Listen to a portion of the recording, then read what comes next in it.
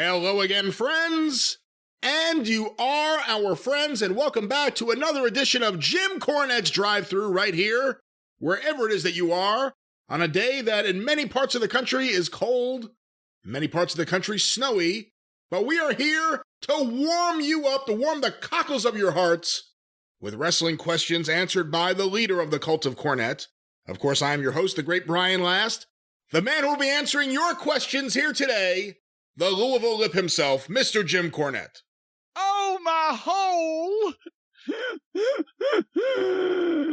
Well, I guess you saw that clip. Yeah, I'll tell you. You know, Brian, we talked about it on this is the drive-thru. This is your show where I'm merely a pawn in the game, just to be moved around the chessboard as you see fit. But we mentioned on the experience that we'd had a number of technical difficulties, and I got so flusterated and bumfuzzled, and I was practically supine and prostrate with anger, and I just said, I'm not going to do the show until I can be in a good mood and give the people their money's worth and give them a good show instead of just throwing it away or wanting it to be over with or just not being in a proper frame of mind. And we went and we did just a heck of a show. The experience the other day just shickled the tit out of almost everybody that heard it. And so I'm doing that again today, just barely, because I might have been cranky with all the bad weather that's all around. But so many things have just happened just in the last 24 hours that have just shickled the tit out of me that I'm in a good mood here as we start the program. I have sent people that I don't even know and have never met and never will into fucking delirium tremens on Twitter, just with the wave of my hand. I've caused breakdowns across the world on fucking social media. I've seen a grown woman, as a matter of fact, an overgrown woman, screaming about her hole. Nia Jax's hole has become the most entertaining thing on WWE television. I'm in a good mood this morning. Well, since you opened the door, or opened the hole, was it the back door or the front door, Brian? You know, a few years back in TNA, I believe it was still TNA, it wasn't just Impact yet, and it certainly wasn't Global Force at that time. There was a match, Shelly Martinez versus Reba, or Rebel as she was then known. I remember this. Where Shelly Martinez... I wasn't there, but I saw it. And you heard it, because in the middle of the match, Shelly Martinez starts yelling out, "My vag! My vag!" Which, Moolah never did that. At least not in the ring. I think what had happened was the other young lady, who was Shelly? Reba. Rebel, yeah. Yeah, Reba. Had grabbed her tights by the elastic tights or the spandex tights or whatever by one of the leggings or something, and had given her the old atomic wedgie there in the wrong place. Dundee did that to Miss Linda one night in Memphis. Not on purpose. But no, it was me and Adrian Street and Miss Linda in a 3-on-1 handicap lumberjack match with Bill Dundee, same one that he threw me out of the ring, and I got 20-something stitches in my fucking cheekbone. And the idea was the lumberjacks had belts, and if you took a bump out, they're going to whip you. But the lumberjacks are Stan Lane, Steve Kerr, and the Fabulous Ones, Jerry Lawler, and Terry Taylor. So there's all baby faces. They're going to whip the shit out of us and treat Dundee like he's, wrapped in bubble wrap, right? And at one point, Linda rolls out and they start, they're taking it easy on Linda, but they're fucking with me and Adrian. But they're whipping her legs and everything, and she tried to roll back in, and she got kind of hung on the apron, and Dundee reached over like he was going to pull her in and grabbed her. She was wearing a full bathing suit apparatus type of thing like Moolah used to wear, right? But as he grabbed the seam of it some kind of way, it just went right up there. And the whole front row was looking at a hustler centerfold spread of Linda. And I didn't see this. My attention was elsewhere as we were running around trying not to get shit whipped out of us. So was Adrian's. And I run back to the apron in our corner, and Linda's down and she's got her face covered. And she's like taking quick breath. I think she's crying. Maybe she's been potatoed in the face. I'm like, Linda, what's wrong? And she's covered up because she's fucking laughing. She said, I just flushed the whole front row. But sometimes these things happen with your holes. Where were we going with that? We were going to the big hole herself, Nia Jax. So apparently on Monday Night Raw, the day before we are recording this, on our new schedule for this week at least, for the drive-thru, Lana and Nia Jax, the feud that just won't stop, continued in a match on Monday Night Raw. And during this match, and this clip has gone viral, and we've received countless, maybe too many questions, wanting your opinions on this brief moment in wrestling history, Nia Jax fell onto the apron ass first, and then said, my butt, and then said, my hole. Any thoughts or comments? Did you see this? Well, yeah, not only did I see that particular incident, but I saw several minutes of this contest. I assumed the majority of it. I don't think they didn't go like 45 minutes or an hour on this one, did they? But you know, every now and every time they went 2 out of 3 holes. Oh God! Wait a minute. Hold on here. Oh, thank you. Oh, what an every time I sigh, people know it's coming. But so they did this whole long program between these two young ladies with Nia Jax repeatedly, continuously, baby, over and over again, as in more than once, on a weekly basis, if you will, put Lana through a fucking table, right? This is what they were doing. Somebody said at one time it was up to a count of like 7 or 8 tables that Jax had put Lana through. Am I correct on this? I think it was at least that. It may have been even more than that, but it was every single week for a while. And we weren't watching, so we didn't believe it. Someone said, Nia Jax has put Lana through a table 8 weeks in a row. And we said, how is that possible? And then somebody... And of course it's possible because her husband left to go work for the competition, so they had to punish her. Yeah. And somebody tweeted out like a compilation video of crunch. Anyway, okay, point is, this is apparently the match where she finally gets her revenge. And immediately after she wins this match... Is everybody talking about Lana? No, everybody's talking about Nia Jax's asshole. And it was and it's a joke, and it's a meme. And Lana could have been fucking Lana Turner or, Cheetah the Wonder Chimp.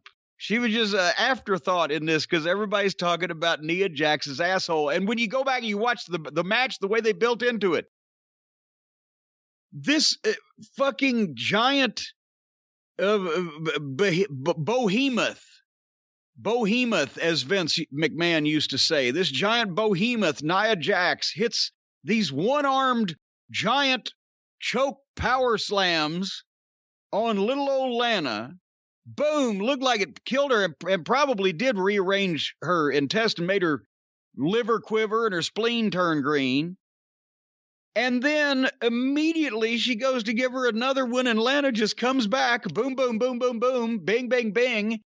They take the most awkward, I got to use quotation marks. Can you see my air quotation marks, Brian? Bump over the top I've ever seen. She goes to give her the goddamn power bomb again, and she on her head and staggers her, and she looks like she's going to powerbomb Lana over the top rope onto the table, but instead Lana goes upside down, and I was waiting for her to lose her and Lana to really go upside down, but she held on to her, and then Nia Jax throws one of those goddamn giant elephantitis-like legs over the top rope so that, because there's no way that Lana's weight or lack of momentum at that point, or any way she's going to get her over this top rope, so Jax literally has to crawl over the top rope herself, right? And rolls over onto the apron, and then they tease that she's going to go through the goddamn table or whatever, but she doesn't. And then I will say this for the record. Now that I've seen enough of this, because I've defended her one time when everybody was on Nia Jax for Potato and Some Girl. And I said, well, she walked into it, turn around and shit. It ain't ballet. Things happen. But at this point, Nia Jax makes Ox Baker look like Ray Stevens. She's practically immobile. And so she misses the leg drop on Lana on the apron. Boom. And rolls off and gets mad and turns the table over and sells her ass and screams about her hole. And Lana's supposed to roll out and shove Nia Jax through the table it's leaning up against the barricade at ringside to win the tables match and get her revenge. And she shoves Nia Jax into the table, and she just stumbles and goes so low. She didn't break the table. You caught that, right? She just jammed the table up against the fucking barricade and collapsed the legs and was leaning. And because she's 392 pounds, she just wedged it up there and it was standing up straight, but the table didn't even break. And ding, ding, ding, and they just shot away from it, and Lana wins. And so her win was completely negated to begin with. The spot was blown. Nobody remembers it anyway because everybody's talking about Nia Jax's hole. So poor old Lana got fucked again. She might as well have taken another one through the table. At least she can break them. I couldn't believe that. Nia Jax may be the worst. I shouldn't say that. Big Swole is active.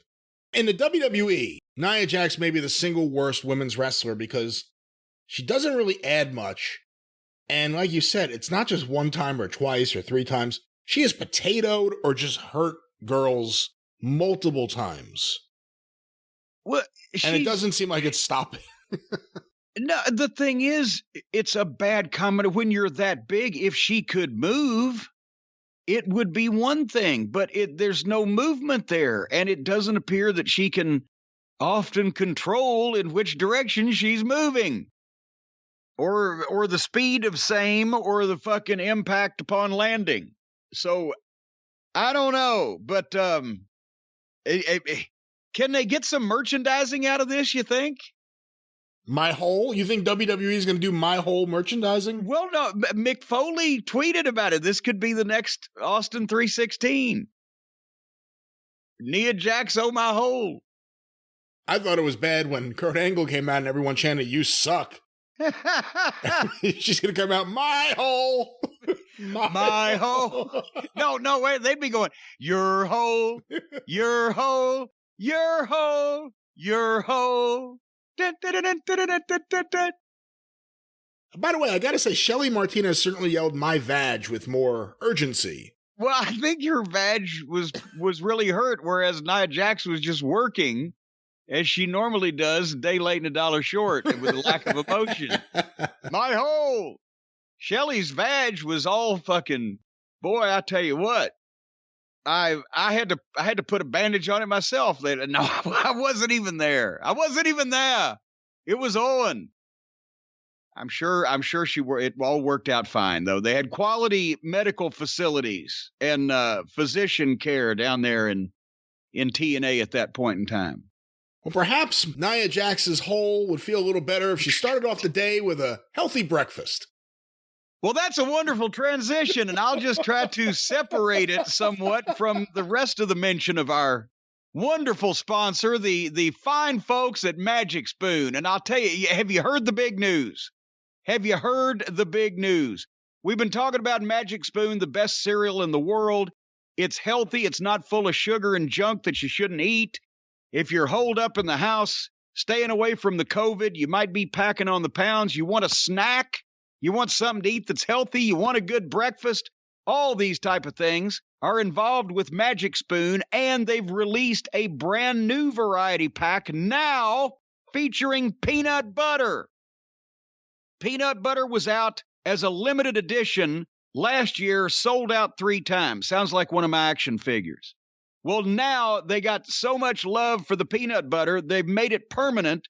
And they've added it to the variety pack, which includes frosted, fruity, and cocoa. 0 sugar, 13 to 14 grams of protein, and 4 net grams of carbs in each serving, 140 calories a serving. Keto-friendly, gluten-free, grain-free, soy-free, low-carb, GMO free. I've still not even figured out what GMO is yet, but I know it probably tastes like dog shit. But this stuff is great. You can snack on it around and if you mix the cocoa, Brian, with the peanut butter, then you've got a healthy Reese cup. I'm just telling you. Anyway, super nutritious, super healthy, but it tastes like the good shit with all the sugar and messy stuff. Especially for us older folks, we need to make sure we take care of our septic tanks. Go to magicspoon.com/Jim.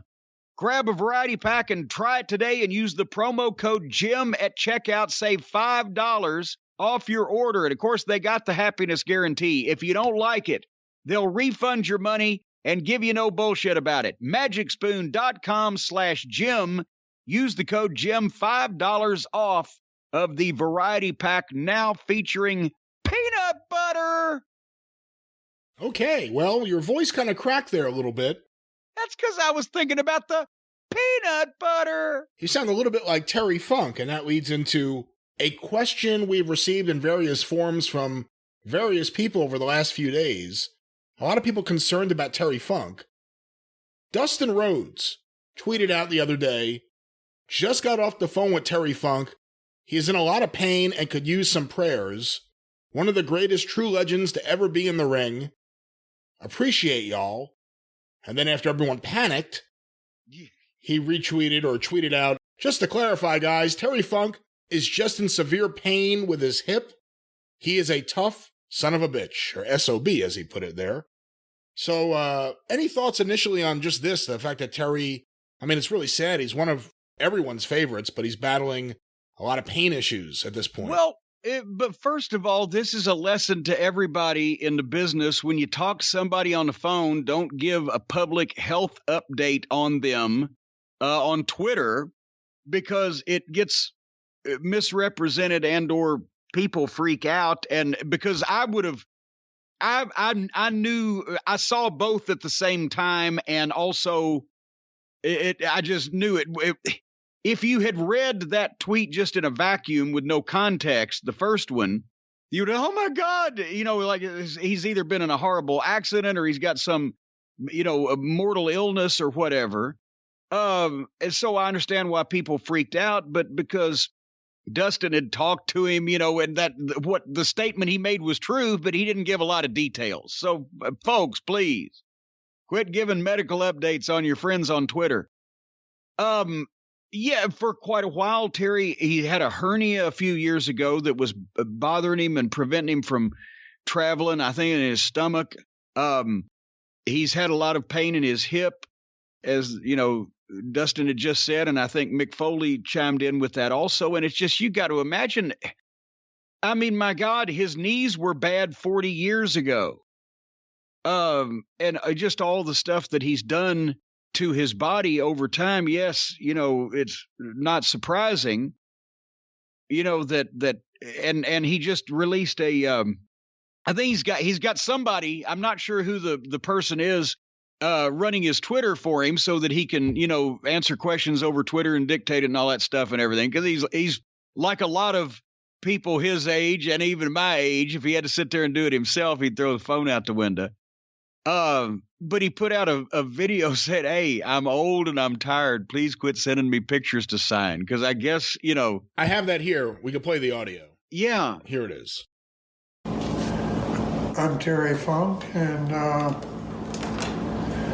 an old man and I'm tired. And I truly, truly mean that.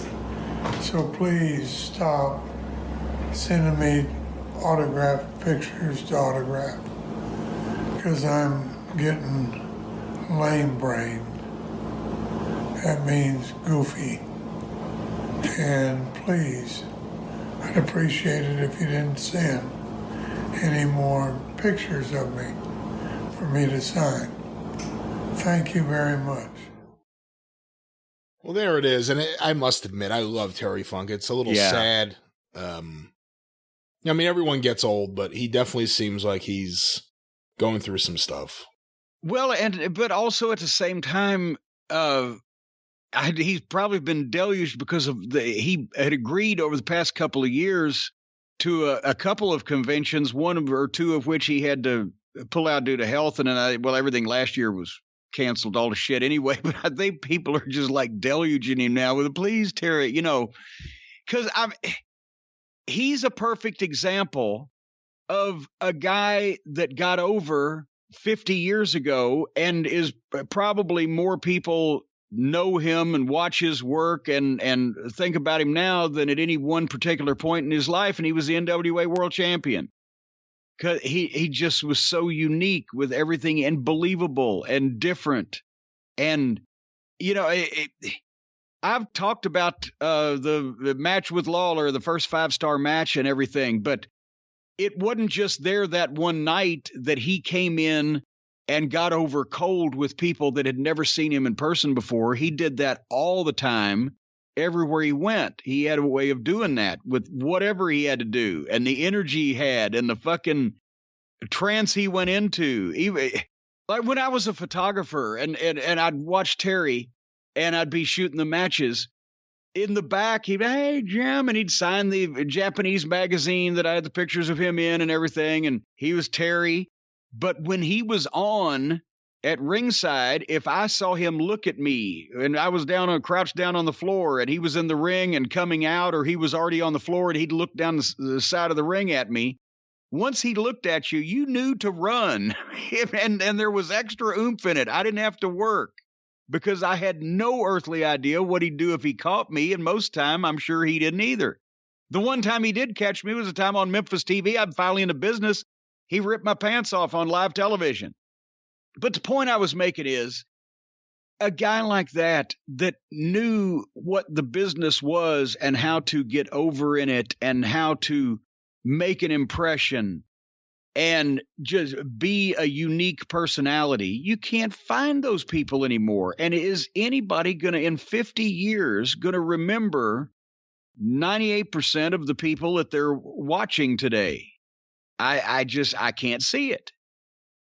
If someone asked you to sum up the greatness of Terry Funk, what would you say? I mean, there have been so many wrestlers throughout the years, and he's a guy that so many of us hold up and say, my favorite of all time. And there are so many different versions of Terry Funk. Yeah. What would you say? What is the greatness of Terry Funk? God, I don't know, because then a lot of people will say, well, he could reinvent himself. Well, he did, but he didn't. It was always Terry Funk. It was just whatever Terry Funk would do in that particular position. I think Terry Funk in ECW acted like Terry Funk would have if he was in the middle of a bunch of people like that. And it's not like that he was a stranger to violence, hardcore, whatever. Amarillo, my God, the Texas Death Match, cage matches, whatever. The Sheik was a huge top heel for Dory Funk Sr. there. But he also, his brother was one of the best technical wrestlers in the business, and he could do that too. But to differentiate himself, he went the other way in a lot of cases. But the promos, a lot of times in the movies, they just had Terry be himself. Frankie the Thumper was Terry Funk, right? You didn't have to make shit up for him. And so I think that's the thing, is that just he followed the Johnny Valentine fucking principle. I can't make him believe wrestling's real, but I can make him believe I'm real. And what a babyface! When he was a babyface, he could sell. And I mean, you see the matches in Japan are on tape, so you can see that he would sell for Sheik and Abdullah or whatever, and the fucking facials and the body language. And when he did goofy shit, it was like Steve Austin stomping the mud hole. Those are the worst looking kicks in wrestling, but they're being thrown by the guy that's most over, so the people are blind. They just can't see it. Terry would do goofy shit sometimes, but it kind of, it fit. It fit him that he would fucking just be goofy or do something in a goofy way. But then he would take you right back into the whole thing being real. And so whether as a babyface selling and getting sympathy and making a comeback, or whether as an NWA champion where he had to do hour matches working with no juice and no furniture and not a lot of comedy, or whether it was the ECW stuff. And then at the same time he was doing ECW, he was working in Smoky Mountain Wrestling with Bob Armstrong when they were both in their early 50s and going 30 minutes, but having completely different kind of matches, working matches, pro wrestling style matches. They didn't even need to fucking bleed except for the blow off. So he could do everything, but he could do it like it fit him. It didn't seem out of place that he was doing these things, no matter what you saw him doing. Does that make any sense? Yes. And I mean, I've seen enough of his matches, even like in the 70s, where he's definitely working a different style than other guys, but it never seemed ridiculous. It never seemed silly. It seemed a little goofy, but he seemed goofy. Yeah, it was the way he would sell something, not like it didn't hurt, but like, look at that fucking guy. God, he's crazy. And the awkward staggers and the fucking head shaking and the facial, fucking thing or whatever. Or when he'd take that bump where he'd been doing something, getting some heat on the babyface, and the babyface would pop him, and he would just suddenly just fall ass first through the second and third rope with the rest of his body following him and end up hanging upside down by the ropes in like 1 second, or fall all the way out on what appeared to be his head. And you're like, what the fuck? And the people would always pop because it looked so accidental. Nobody could have done that on purpose. And so they'd laugh because it was funny as fuck, and it looked like it fucking killed him, and he was the heel, so they liked it. But then he'd get up and fucking tie himself up in the rope around the ring, trying to get back in the ring and trip over the goddamn thing or whatever, and he'd be frustrated, and it was goofy, but it was real. It was like watching Buster Keaton do his shit on candid camera. It was preposterous, but the way he did it was so smooth that it looked completely accidental. And then everybody tried to fucking copy that. And just, then they couldn't do that way. His run in Japan is pretty extraordinary, especially, let's say, the initial run up till his retirement in 83. No matter what he was doing in the States, he would shave off his facial hair when he went over there. Yeah. Because he was a babyface, and babyfaces need to be clean shaven, of course. Yeah. And you could see the following he had. But by the time you get to 1983, the year of his retirement match, which we could all laugh about now, it's extraordinary seeing any of that footage leading up to 83 of how, and it's Dory too, but especially Terry. How Terry was beloved by the Japanese fans. I've never seen another American wrestler get over to that extent. We could talk about Brody and Hansen and what big stars they were in Japanese wrestling, but they were heels. They were never just beloved like Terry Funk was. Well, yeah, that's they were as over in their own way, but over in this case with Terry is completely different. Most popular is the After Magazine Award, right? That would classify, but they loved him. It was like he was their friend, their idol, their hero. He brought a smile to their face. They wanted to touch him. Like you said, everybody talks about Brody and Hansen as Americans, and Hansen lasted longer than everybody. But I don't think there's ever been, like you said, an American, maybe the Destroyer, that was as popular and beloved and just, they idolized him like they did Terry. He'd try to climb up on the fucking ring to get in the ring, and the fans would pull him back down to hug him. And again, that 1983 retirement match is such a spectacle. Oh, but then that's the thing is, hold on, pause on that. It was so funny when we were getting the Japanese tapes in real time back then before you were born. We would see in 81, we'd see this fucking psychopathic lunatic, fucking blood and guts and stabbing people in the eye with table legs and shit. And then he's over there and they're fucking handing him children to adopt. Here, just take my child, please. It was fucking classic. And in the magazines, I mean, everyone had like every now and then an at-home feature. Like even Tommy Rich, like At Home with Tommy Rich. He was never a big star in Japan, but they still did it. With Terry Funk, there's a while there where it's like every single issue. It's Terry, his wife, his kids. They're all over every magazine. And then it was just whatever we can get Terry to do. Terry goes fishing. Terry's on a horse. Terry at the ranch. Terry meeting people at the bar. Just nonstop coverage of Terry Funk. I don't think I've ever seen anyone else. They would send photographers from the magazines, Gong Magazine and Weekly Pro, to Amarillo, whether there was wrestling going on or not, just to shoot the Funks. And that's a regret that I have, that there is not more Dory Funk Sr. footage available. Just there's so little, because especially when he was the age that Dory and Terry were in the 70s. I don't know, each of them got something from him. And I almost think his style probably had to lean more toward Terry than Dory. Yeah, I think so too. But I would love to see him doing the shit that he invented, that they stole from him, that people think is theirs. Years ago, remember, I went to Amarillo for what was originally going to be his retirement match in 1997. And then it became, I'm retiring in Amarillo. Yeah, his last match in Amarillo. And I wanted to come to that. I helped book it from the office in Stamford, but I wanted to come to it. But it was a great few days, and we all had a great time. And there were, a small group of us smart fans who went. And I knew Terry. I talked to him pretty regularly around that time. I'd always ask him, are there any Amarillo tapes? I mean, surely something had to have survived. And he said, I don't know, but, we've always heard that there's some guy who has some. And I asked Ricky Romero at Terry's ranch, Double Cross Ranch. I said, you know anything about this? Like, yeah, we heard that there was some guy that had him, but then nothing. Never heard anything else about him. Well, and that's when they had the big, what did they call it? I think it was the High Country Free-for-All in 93.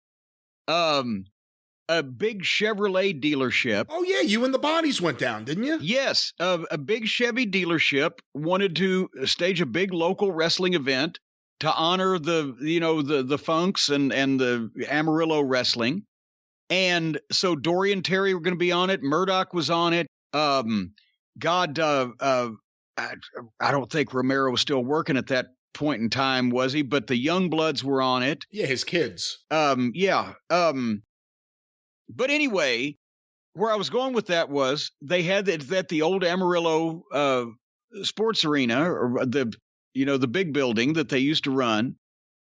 No, it was the Coliseum. They used to run the sports arena. So this was the Coliseum that we were running when we were there, world class, etc. Anyway, so I was thinking, because Terry called and asked, he was putting it together. John Ayers was his friend. John Ayers, who played for the NFL, that passed away from cancer. The origination, the inspiration for Chainsaw Charlie.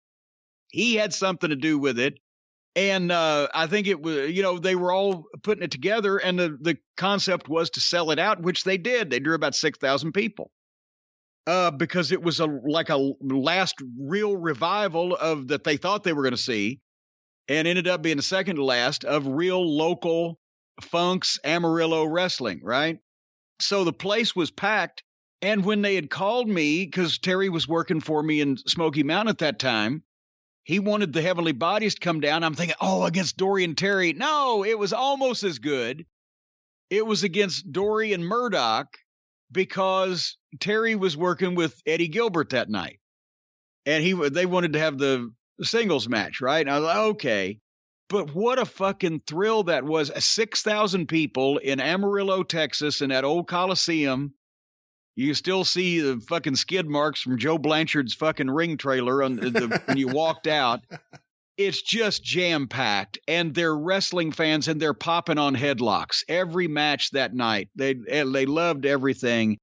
And then we got to work with Dory Funk Jr. and Dick Murdoch in Amarillo, and everything they did was, of course, Tom Pritchard was born in El Paso, so before they moved to Houston, he first watched the Funks, when he was a kid. So that was a big deal for him. And then afterwards, I think it was Murdoch grabbed a hold of me and got me in a pile driver position, just with my head between his legs. And then Dory had my racket and spanked me. And the people are going crazy. Oh my God, we just put him over because that's what it was. That's what we were there for, right? They bumped and bumped and, or we bumped and bumped around for him. And it was a fucking thrill. But the people were just ridiculously into it. because that was their nostalgia. And it just made you wish that you could have been there in the 60s and even the 50s at the old place for Dory Sr. and those fucking, double juice brawls, and they'd have the cops hit the ring and everything, and the fans, or the 60s and 70s when they were just doing that business every week before, Dory Sr. died and things went somewhat south. That had to be, because, I'd seen, a lot of hot crowds in my day, but for the guys that they grew up on 20 years previously at that time were hotter than most of the crowds were at the period of time it was going on. Here's something you'll appreciate as a fellow wrestling geek. So that was a crazy week when I went down there to Amarillo. That was the week I started college. And I took off to go to Amarillo, Texas. Well, you priorities. I had priorities. So I think it was the day before I went down, Fritz von Erich died. And I switched planes in Dallas, and I was able to get the local Dallas newspapers covering Fritz von Erich. And as a wrestling geek, it was like, what a cool, I hate to say it, he just passed away, but it was pretty cool to be in the Dallas airport buying the newspapers covering Fritz von Erich. And that's, at one time, the one state of Texas had 3 different full-time territories. Actually, and 3.5. At one period of time, the Amarillo territory was running. The Dallas-Fort Worth territory was running, but South Texas was a separate town. And, I guess 3.5 in terms of Paul Bosch in Houston using some of the various other office talents and bringing in his own. So you could literally work for 2 or 3 years straight in the state of Texas if you were good at it without getting old with anybody. That's the great book I wish someone would write, The History of Wrestling in Texas, because it does stay fascinating throughout the entirety of it. Eventually you have Southwest with Joe Blanchard, who broke off. You have Bosch, who breaks away. Well, I shouldn't say that. Dallas took over the booking office, and eventually Bosch finally had enough years later, and he went off on his own. He used the Southwest talent. Eventually he fell out with Joe Blanchard, started using Bill Watts' talent. You had so many different talent pools in just that state. It was incredible. And then you had the incomparable Boyd Pierce available to announce almost anything. That was the best part of Texas. Well, I guess to sum this all up, we love Terry Funk. We certainly send him our best, and we hope that he's okay, and we hope that he can take care of some of this pain. We know it must be tough. He was still wrestling in his 60s.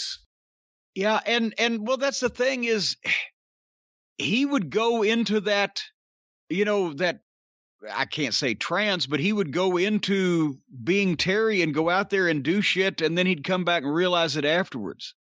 Yeah, I was there at ringside when he did the first moonsault ever. He was 53 years old. First moonsault he's ever done. He's in Knoxville with Bob Armstrong, and he piled up a bunch of, I think he was practicing for ECW. He piled up a bunch of chairs. It was a Texas death match. And put Bob on the chairs and goes up to the top. And I'm going, what in the world is he doing? Because he'd never done one before, right? And he does the fucking moonsault, and Bob rolls out of the way.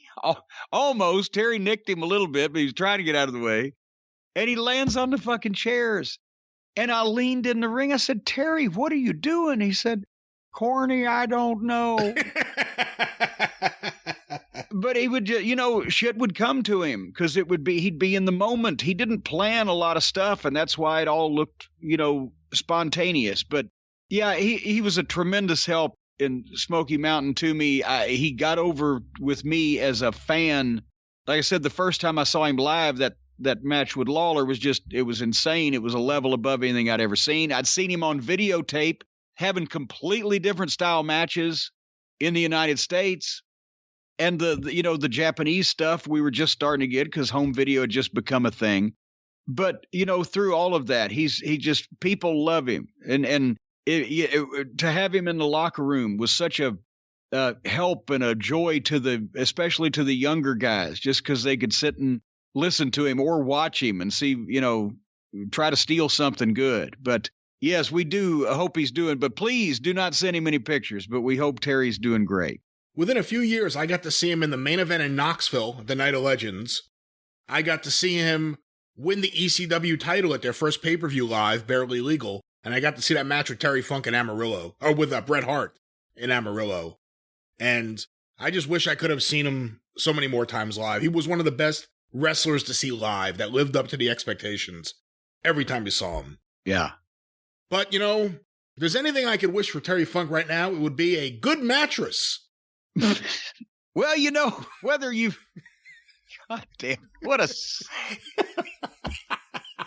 I'm on a roll today. Come on. Whether you've taken a lot of bumps in your life and you have a bad mattress, or just whether you just need to sleep better at night, the folks at Helix can fix you up. And the thing that I've noticed, this is the first full year in my adult life since I was 16 years old where I've not spent even one night in a hotel room.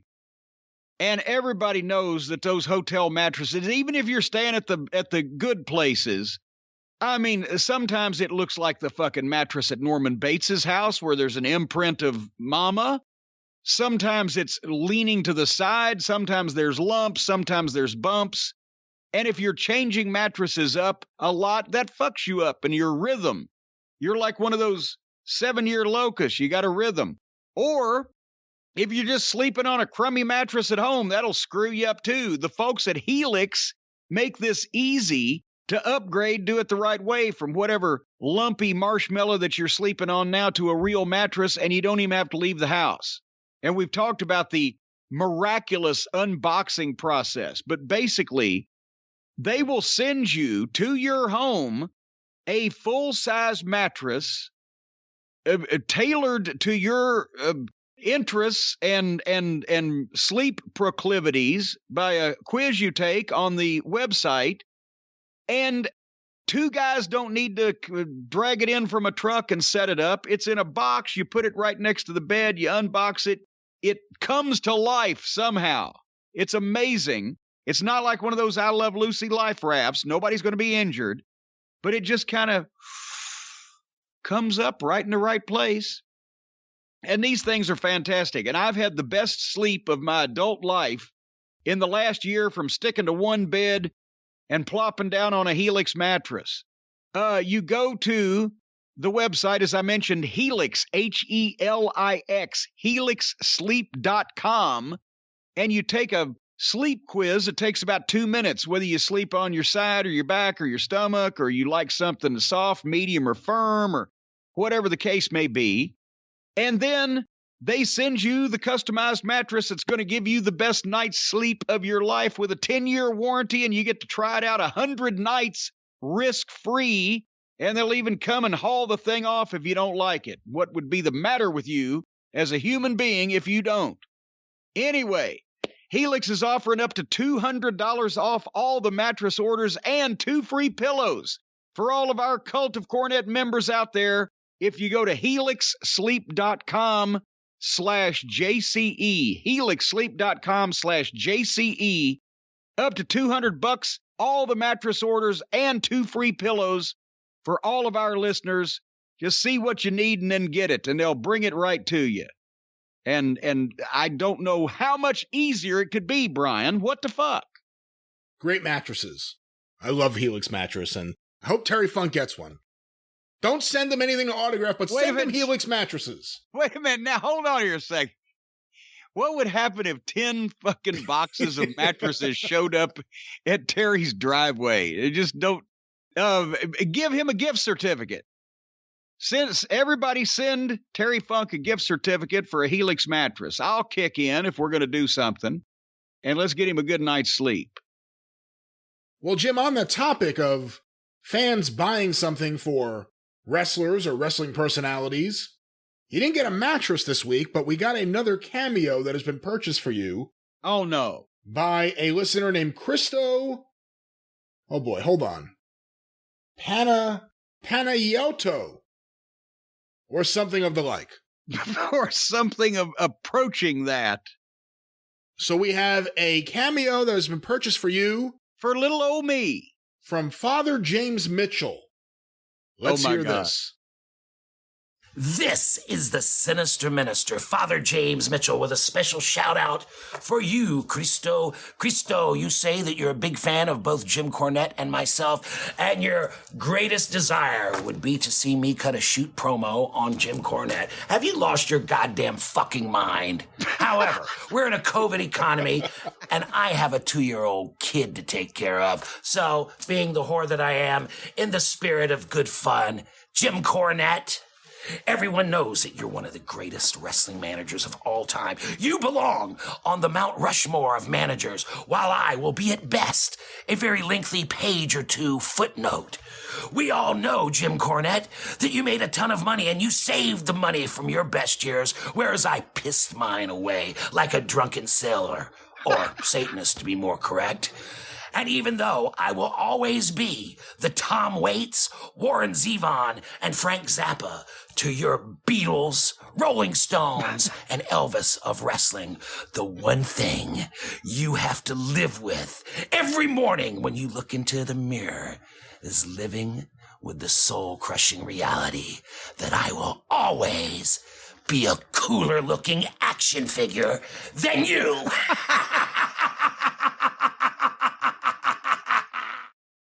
Well, there it is, the former Daryl Van Horn, Sinister Minister, James Mitchell himself.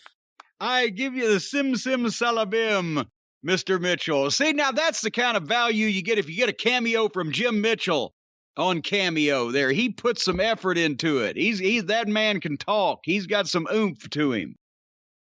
That was glorious. Thank you, Christo Burnham. And of course, as he said, he has a 2-year-old child at home, so check out Father James Mitchell on Cameo. You want me to cut a promo on Jim Cornette? Are you out of your fucking goddamn mind? I didn't even know he had a 2-year-old child. I wonder who he suspects. It's amazing. You know, and speaking of which, by the way, I should bring up the fact that, yes, we mentioned on The Experience also this past week that Hotchkiss Featherbottom has already got me into a massive smartphone package with live mics and lighting and the wireless Zabada and all this stuff. We're going to be shooting the video, and we are, of course, we haven't actually hooked it all up yet, but that's coming. And by the first week of March or so, we're going to have a limited number of cameos put on sale and see if we can figure out how to do it. And that depends on whether we'll ever do it again or not. And I also should mention while I'm at it that the store at JimCornette.com that was supposed to open in February will now be reopening, as we've mentioned, in March, somewhere around mid-March, to coincide with the arrival, thank goodness, of the new Jim Cornette action figures, both a restock on the Christmas variant that sold out in an hour and 10 minutes last June, and the original figure that has been sold out for almost a year and a half now. So we got that going for us. See, that was a good... Not only did Christo give me some entertainment from James Mitchell, but gave me an opportunity to update the people on the activities over here as we progress toward this year. A lot of new projects, new things going on. Well, Jim, on the topic of who do you suspect, this next one was sent to CornyDriveThru at gmail.com from Jay. This is going to be an interesting one. I'm going to preface this before we say anything. Okay. I can't imagine this is real. But on the off chance that it is, I have to ask you this because ever since I saw this email, I've been fascinated by the idea this could potentially be true. Okay. And I hope we're not going to be talking about something too sensitive, dealing with someone you care about. But we've talked in the past about the fact that there was a time that Stan Lane had to avoid the state of Florida. And the story allegedly is that there was a paternity suit. Yes. And he just wasn't coming back. Well, he never said never. He just didn't want to get served on this thing because it was a nuisance suit. Now, I don't want to get too political here on the drive-thru because that's really what we do on The Experience every now and then. Every now and then? But there is a congresswoman who's been controversial named Lauren Boebert. You've seen this woman. Oh, she's a fucking gun lunatic. Her and her fucking idiot husband own a goddamn restaurant bar and wherever the slovenly state is that she's from, named after guns, and they have pictures of them in front of it with guns, and she wants to take guns into the Capitol to protect herself from the fucking Democrats that might smarten up and try to fucking kick her out of Congress. So here's where the story/question gets interesting. Okay. Now, she is a congresswoman from, let me check, I think it's Minnesota. Is it Minnesota? Colorado, excuse me. Colorado. Close enough. No, it's not. Minnesota's nowhere near AWA. AWA ran Denver. AWA ran Winnipeg, too. Close enough. So this was sent by this... Where are you going? Listener Jay. This is apparently a post that was made on the Facebook page for Wrestle Reunion in October of 2013. So this is 8 years old, or a little less than 8 years old. And it was a post on the Wrestle Reunion page by someone named Sean Bentz. The post is, will Stan Lane be there? Perhaps he could introduce his 26-year-old daughter, Lauren Roberts Boebert, who he has refused to acknowledge all these years. She looks so much like his mom, who just turned 93, and sadly has never met her granddaughter and 4 great-grandchildren. By the way, I'm Stan's maternal first cousin. There might have been a 1990 paternity fraud, but 2013 autosomal, I don't know if that's the word, DNA is awesome. So apparently some listeners have put 2 and 2 together. This old post saying that his 26-year-old daughter was Lauren Boebert in 2013. And upon looking at her Wikipedia page, she's from Altamonte Springs, Florida, originally. Is there anything here? I would be completely surprised, but it's a great story.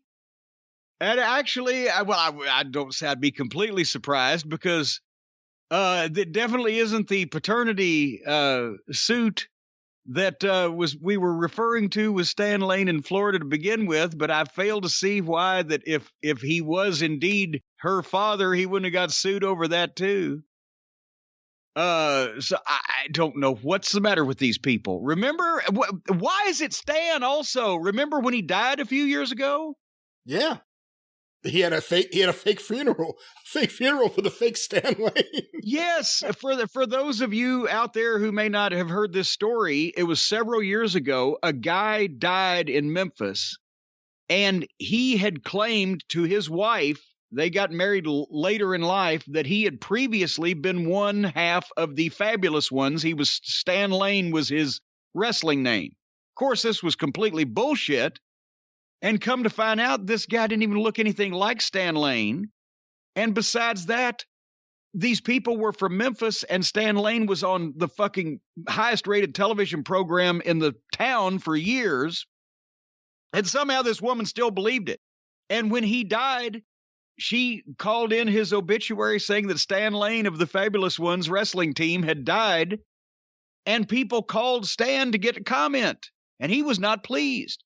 And they called the newspaper, him and that Sal Correnti was trying to run interference for him. They called the newspaper and said, "Can you retract this?" And we don't usually, or they said, "Why didn't you fact check this?" They said, "We don't fact check obituaries."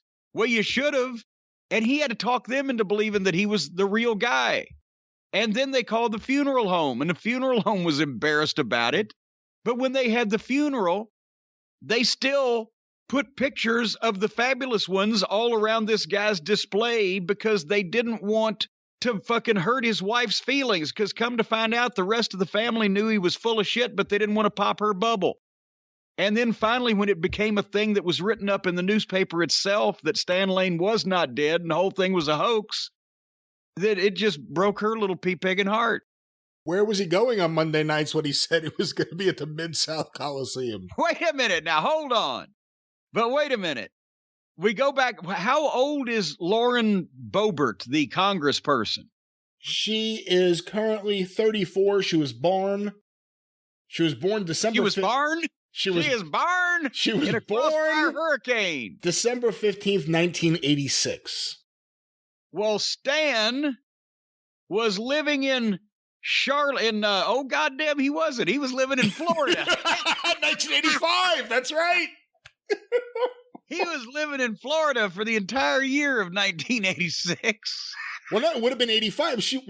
No, she was born December 86, so it would have been 1986. That's right. Yeah, he was living in Florida because that was right before he joined the Midnight Express and moved to Charlotte.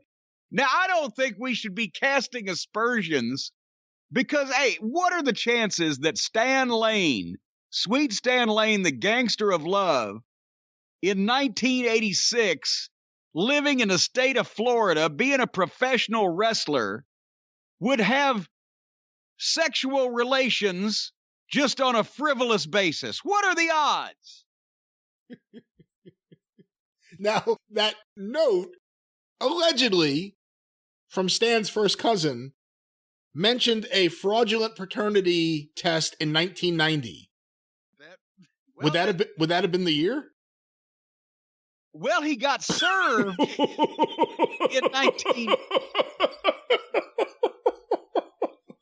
in late 1988, but I believe that it was finally adjudicated in 1990 that was a fraud. But that we've told that story before. I don't know that we've mentioned the exact year, but that's certainly easily obtained information. That doesn't prove anything. Oh, Stanfield, couldn't it have been a Democrat? This is a great story. If this is true, this is an amazing story. This also means that she's an heiress to the Midnight Express fortune. Hey, shut up. But this was 2013. She was nobody then, right? No, I don't know what she was doing in Colorado. Let me just see here if I can find this on Wikipedia, which, of course, is always honest. 2013? No, she was like a 26, 27-year-old. 2013 was the year she obtained her concealed carry permit. Oh. And then in 2015, she opened a restaurant. No, she opened a restaurant in 2013. So that was the year she opened a restaurant in Colorado. Yeah, but she was nobody on a public basis nobody dreamed she'd be anybody on a public. But she's still nobody on a public basis. But you know what I mean. People know who she is now because she's a lunatic. And she was not involved with politics at all. Stanfield. I don't know what to say. I'm sure it's nothing. Okay. Well, we'll see what we can find out. But I also have an email here. Did you know that Alexandria Ocasio-Cortez is Tito Santana's daughter? I did not know that. No. Just want to level the playing field with the Republicans and the Democrats here on the show. Well, wait a minute. Why doesn't my team get one of the Democrats and give Tito one of the Republicans? What if Stan can get her to turn face? What if she's acting out her heel persona with the guns and everything? I have a feeling if there's anything to this, Stan would probably like as little interaction as possible. Well, let's somehow... let me bring this up while we're at it. Little interaction as possible. You know, I've pissed people off on Twitter again. I mentioned this, referenced this at the top of the program. And you just saw a little bit of this because it hadn't happened long ago, but it put me in a good mood. And this was continuing something that we talked about on the Experience this past week, where now they've announced in AEW that they're going to have a 16-woman tournament, like they already haven't scraped the bottom of the women's wrestling barrel with the team they've been fielding. But now 8 from the United States and 8 unknown Japanese outlaw girl wrestlers. And that's going to be a wonderful thing to behold. And I mentioned that one of them I had seen put out, or people had been retweeting some really weird tweets, and you scoffed at me, Brian Last. Did you not? Did you remember scoffing? I may have scoffed, but then we found some evidence of these outrageous tweets. But at first you scoffed. Yes, because you were an early scoffer because it seemed to be so preposterous. And then I said, wait a minute, look around, and then you're like, what the fuck is this? Well, there's more. Apparently, and this girl's name is Maki Ito. Maki Ito. And apparently, well, before we go into her story, let me just say that somebody had tweeted the picture where, for some inexplicable reason, there's a picture of her in what I said was a Japanese schoolgirl outfit. It turned out it looked like more like a French Japanese maid outfit, kind of a cross there. And it said I thought it said I'm the queen, but it actually said I am the god of love and piss. So what in the French fried titty fuck is this? Yeah, right? by the way, not in AEW, Jake Roberts is on the roster. Well, yeah, that's the thing. He's the god of love and piss. Yeah. A lot of people have mentioned that there's going to be piss competition. But anyway, and then she had tweeted, and it's legitimately her. She's got the blue check mark and everything. She had tweeted when they put the graphic of her being in the AEW women's tournament, she put the screenshot of the graphic up, and her greeting was, "Hello, motherfuckers." And I'm like, what the fuck? But meanwhile, she looks like another one of these 90-pound fucking schoolgirls. I'm like, how old is this girl? 12? And what the fuck's going on here? So anyway, we had been tweeting back and forth about that. Me and some of the cult members, I had retweeted this thing or tweeted it to you or whatever.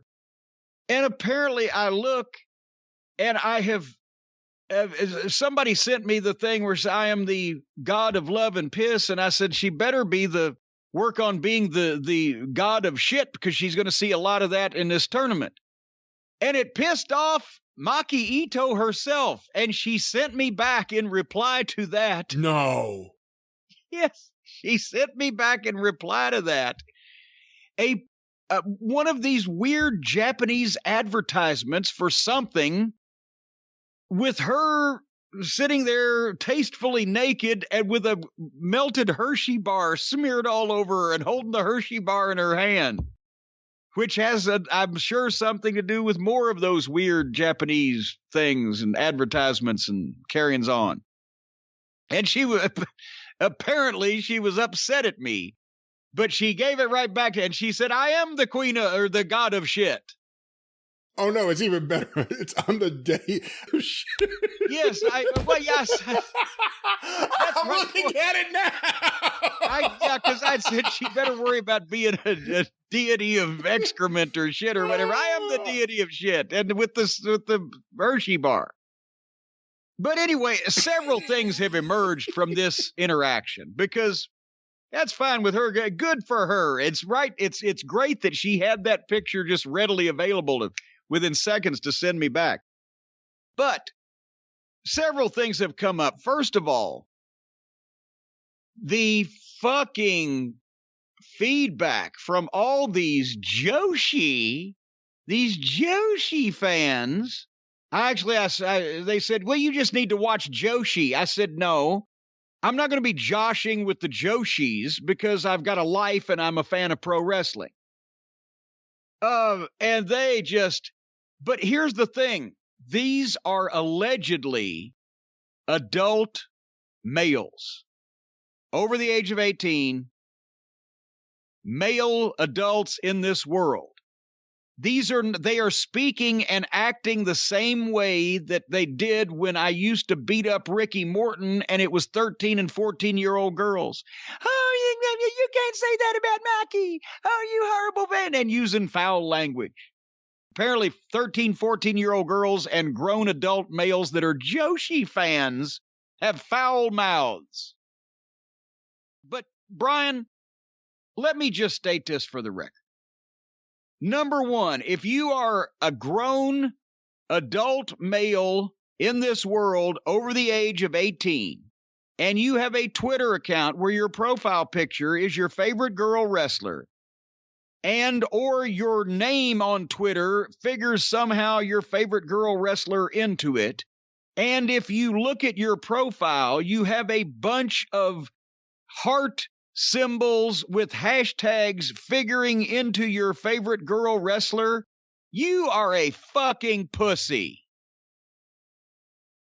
Period. What the fuck? They act like 13-year-old girls coming to Ricky Morton's aid. Oh, you horrible man. And you're racist.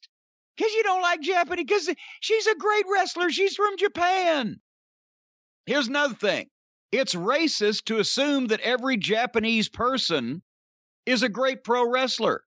Isn't that like saying that all the Asians are good at math or bad at driving? Isn't that stereotypical? Isn't stereotypes bad? I got to smarten people up. They have outlaw mud show wrestling in Japan just like we have it here. And these girls are being cherry-picked from that world just like they are here because Twinkle Toes McFingerbang used to work for the male comedy promotion that teams up with the female comedy promotion that all of these fucking little 14-year-old looking 100-pound weirdos come from. We are not talking women that have gone through the 90s All Japan training dojo and have long stellar careers as top professional wrestlers. We are talking about the kind of talent that you would think that Twinkle Toes McFingerbang would sign for a billionaire's vanity wrestling promotion, which is all of the fucking friends of his friends that he knows from working the mud shows there himself.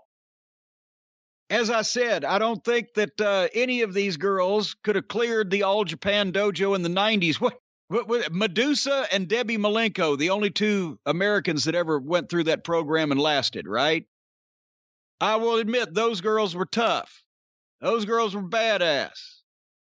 This girl is not. Would you like to know, besides now that we've just established that there's a lot of grown adult men that don't get laid and are taking it out in strange ways on Twitter, would you like to know a little bit more about Maki Ito, Brian? Not really, no. Well, I'm going to tell you some anyway.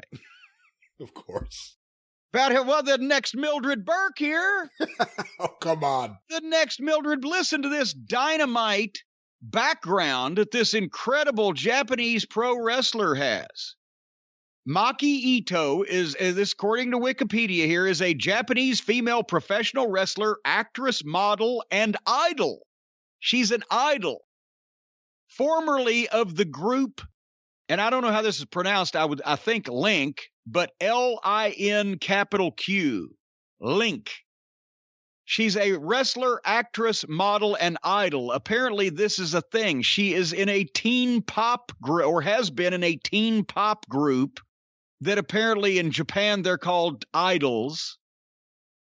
And she is also a former international princess champion for Tokyo Joshi Pro Wrestling. Oh, that's a big title. We heard about that on AEW TV not too long ago. Well, yeah, of course we did. You'll hear a lot about things that you've never heard about before on AEW television. Okay, so here's real quickly. Maki Ito made her debut in show business as part of the second generation of Link members, joining the group on February 11th, 2012. She was placed in the group's QTY team. So I have no idea what they dance, they sing, whatever. She's had records, whatever, teen groups. She had her first experience with professional wrestling in 2013 at the age of 18 when she was invited by President Sanshiro Takagi to participate in an idol lumberjack four-way match at a DDT pro wrestling show. That's the comedy group that allows Twinkle Toes to simulate matches with children, sex dolls, and inanimate objects in front of fans.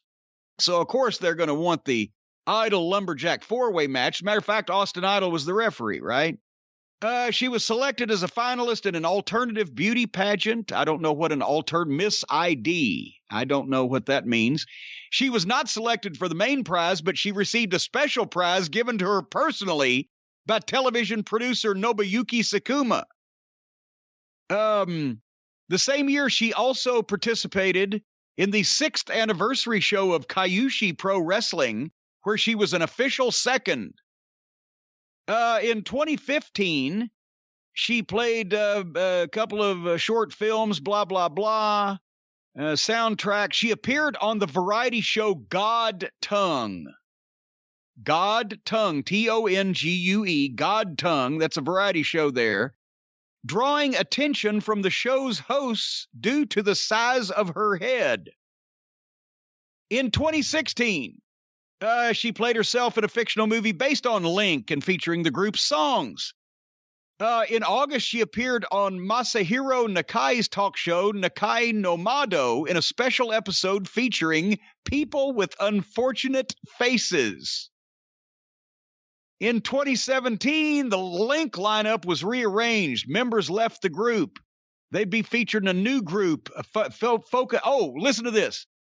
The members who were removed from Link would be featured in a new group focused on musical theater, but only if Link could sell 1,000 tickets to concerts held in Tokyo's Nakano Sun Plaza and the Fukuoka Civic Hall.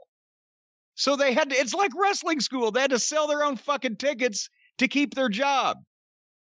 Ito personally performed wrestling and music on the streets in order to sell the tickets and promote the group, and they succeeded in meeting the requirements. However, she was still removed from the group's lineup and moved into the entertainment group Tokiwoki-ru. After her removal from Link, Ito turned her wrestling tag team with regular partner Mizuki into an idol group, and they released a single. Upon successfully selling 400 CDs, a music video was produced for the lead track. What the fuck? They have to sell their own shit and meet quotas to get... What kind of fucking racket they got going on over there? Anyway, she demonstrated wrestling moves on an internet variety show. And, she later appeared as part of a DDT street wrestling show held at a music festival where she did an impromptu a cappella cover of Nerve by Biss. And she released the digital single Brooklyn the Hole in 2019. As far as wrestling... My hole. Yes, my hole. She started in wrestling matches, apparently, in December of 2015, where she was eliminated in a battle royal for the Iron Man Heavy Metalweight Championship. But she officially joined Tokyo Joshi Pro Wrestling about a year later. So she's been working part-time on outlaw shows in Japan for less than 4 years, basically.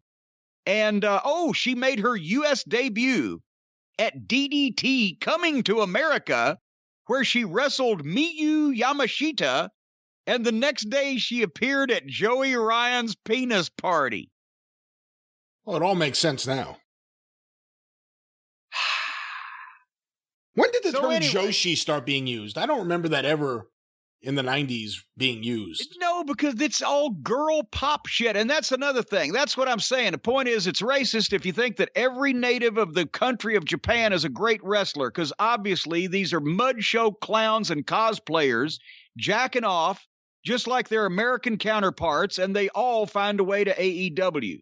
As far as whether I'm racist against Japanese people because I don't like cosplaying schoolgirls, you people have two options. You can either believe that, or you can below me. I don't care what country they're from. Japan, the United States, Canada, Great Britain, Nigeria, Alaska, or the Isle of fucking Malta. If they're a bunch of little fucking girls or boys from girl bands or boy bands, cosplaying is a bunch of fucking idiots, gymnastic exhibitions, and fucking silliness all around by people that couldn't whip their way out of a paper bag. Fuck you, I'm not watching it. I don't care if they do the moves properly. It's ridiculous. When did these people who allegedly follow this stuff and follow it so closely that they know all these girls' backstories and all this Joshi Princess Championship shit, and they're not smart enough to figure out that that's the Japanese counterpart to the American outlaw mud shows, where nobody takes this shit seriously, and apparently they have to sell their own tickets. The god of love and piss and Shit. Well, one thing, Jim, about the fans of, what's her name, Maki Ito? Maki Ito. Of Maki Ito and those people you said they're putting images of Japanese women wrestlers as their profile pics on Twitter. You mentioned their neck beards. Well, one of the beautiful things about Manscaped is you could use it on your neck even if it's flaccid. You've been making notes on these, haven't you? I have not. You've been writing these down. That just came to me during the last story. Folks, if you have a flaccid neck or if your neck is as big as a giraffe's, either way, it doesn't matter. Manscaped will take the hair off of you, clean you up no matter where it's located. It's time to get active, folks, as we're coming in. We're getting a vaccine real soon. 2021 is going to be better. We might actually go out in public again. You got to beat back the rainforest, trim the Amazonian jungle. You got to smell good. You got to feel good. You got to look good, moving good, breathing good. With the Manscaped Performance Package, they've got something to do everything that needs done around the house as it relates to your anatomy. Whether it be the Lawnmower 3.0, the most incredible personal body trimmer of all time with the LED light and the waterproofness so you can do it in the shower, and the incredible feel of it in your hand because of the ergonomically friendly slant to the thing so you can hold it without your hand going to sleep. Or whether it's the Weed Whacker ear and nose hair trimmer so you can, as I believe I've mentioned recently, 79% of partners polled admitted that long nose hair is a major turnoff. 20% said that it was a major turn on, and 1% had no comment. Also, the Crop Preserver Ball Deodorant, the Crop Reviver Ball Toner. They've got boxer shorts. They've got the refined cologne. They've got everything to make you smell good and look slick and feel soft at manscaped.com. And if you go to manscaped.com and use the code DRIVE, D-R-I-V-E, you'll get 20% off and free shipping on anything in the house. Manscaped.com, 20% off and free shipping on everything with the code DRIVE. You know, Brian, they're making your winter wiener look so wonderful over there at Manscaped. There is shrinkage during the wintertime. But if you trim the hair, you instantly add 1 to 3 inches of snow. I'm talking about snow. Of course. Well, let's continue on with this banner episode of the. And do I mention that does not apply? By the way, that commercial does not apply to any grown adult males out there who have their favorite girl wrestler's picture as their profile picture on Twitter and hashtags and heart symbols. You don't have any hair on your balls. You don't need these products. You know, when we were kids, in Tennessee, they wanted to be Lawler. In Florida, they wanted to be Dusty. In fucking New York, they wanted to be Billy Graham or fucking Bruno or not Bob Backlund. But, God, did anybody want to be fucking the Fabulous Moolah? No. Nobody wanted to be fucking the Fabulous Moolah. Well, nobody wanted to be. Well, no. But nobody. We didn't like, God, our favorite wrestler's the Fabulous Moolah. Jesus, and I could understand if it was girls defending the girls that I'm taking the piss out of, as they say. I guess I shouldn't say that as it relates to Maki Ito. That might be taken literally. But as the girls that I'm knocking, if it was girls defending them, that might be one thing. I could get into that. We got to defend our own fucking genders and etc. But fucking grown adult guys that wrapped up on these little Japanese fucking cosplay wrestlers, that they're all fucking bent up, wound out of shape on Twitter. Let me just explain to you. Did I mention, besides the fact you have no hair on your balls and you're a big pussy, if I was to walk up in front of you and you say any of these things, I'd slap you naked and hide your clothes. Holy mackerel. Real quick, a follow-up on something we talked about on The Experience. I was talking about how AEW Dynamite's a poorly booked and written show. Very poorly. And how poorly. The same things happen over and over, and we were talking about Marco Stunt being kidnapped. And we brought up the fact they've done a kidnapping before. Tully Blanchard was kidnapped by Jelly Nutella. Yeah. Well, it turns out we forgot a couple. In the last year, also, Michael Nakazawa was kidnapped by Pac. That's right. And Big Swole kidnapped Britt Baker. That's right. So there have been 4 kidnappings In a calendar year. And all of them happen to be on television. Can you imagine how many people have been abducted we never even knew about? See, that question you asked now is getting dumber by the day. Why does Goldberg have security when there's no one back there? Yeah. There's always someone back there looking to kidnap you. I don't know how the heck I could have been so deranged and so wrong. Goldberg, no wonder he fears for his life. There's kidnappings. There's vehicular assaults. There's aggravated mayhem. That actually is a charge, aggravated mayhem. I think I had that one time. Kidnapping. I wonder if FTR needs a good attorney, but it's too early for that. It's too early for that. We just did another spot. We have to space them out a little. They'll need an attorney later. I can tell you they will definitely need an attorney to either take care of this kidnapping situation or perhaps to get them out of their contract, one way or the other. But let's get another question here, Jim. This one was sent to CornyDriveThru@gmail.com from Nick Fields. I'm a younger wrestling fan and watched primarily WWE in the early to mid-2000s. My question is, how do you think John Cena stacks up with the other faces of the company, types like Steve Austin and The Rock? He was the biggest thing in wrestling when I was a kid, but I'm wondering now how he fits into the history of WWE. And the subject line here said, John Cena and his WWE legacy. So what do you think of that, Jim? Oh, God. As far as John, unfortunately, came along at the wrong time to be viewed as fondly by the real dedicated wrestling fans as they do Austin and Rock, or even Hogan, or even, or definitely Bruno, whatever. How do you follow Austin and Rock? How do you follow the Attitude Era? We've mentioned this before, the longest period of hot-shotting known to man, and then suddenly, boom, Austin's gone, Rock is gone, they need new stars, and John is the guy, but he's also, they've gone public, they've done the PG shit.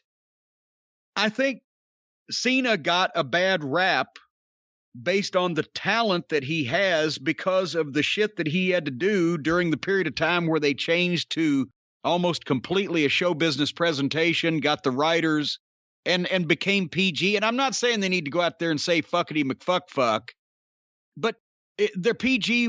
They were PG for quite some time with violence also. And you can't have, remember when they fired Daniel Bryan for choking fucking the ring announcer with his tie? Justin Roberts. Too bad he didn't squeeze a little hard enough. But I mean, just ridiculous shit like that. John Cena, and then the gimmick that they came up for him. And yes, it worked for him, but the whole rapper, the colors, he was the antithesis of Steve Austin, badass, real guy can believe in. And he wasn't as cool as The Rock, charismatic if you smell what The Rock is cooking, smack talker.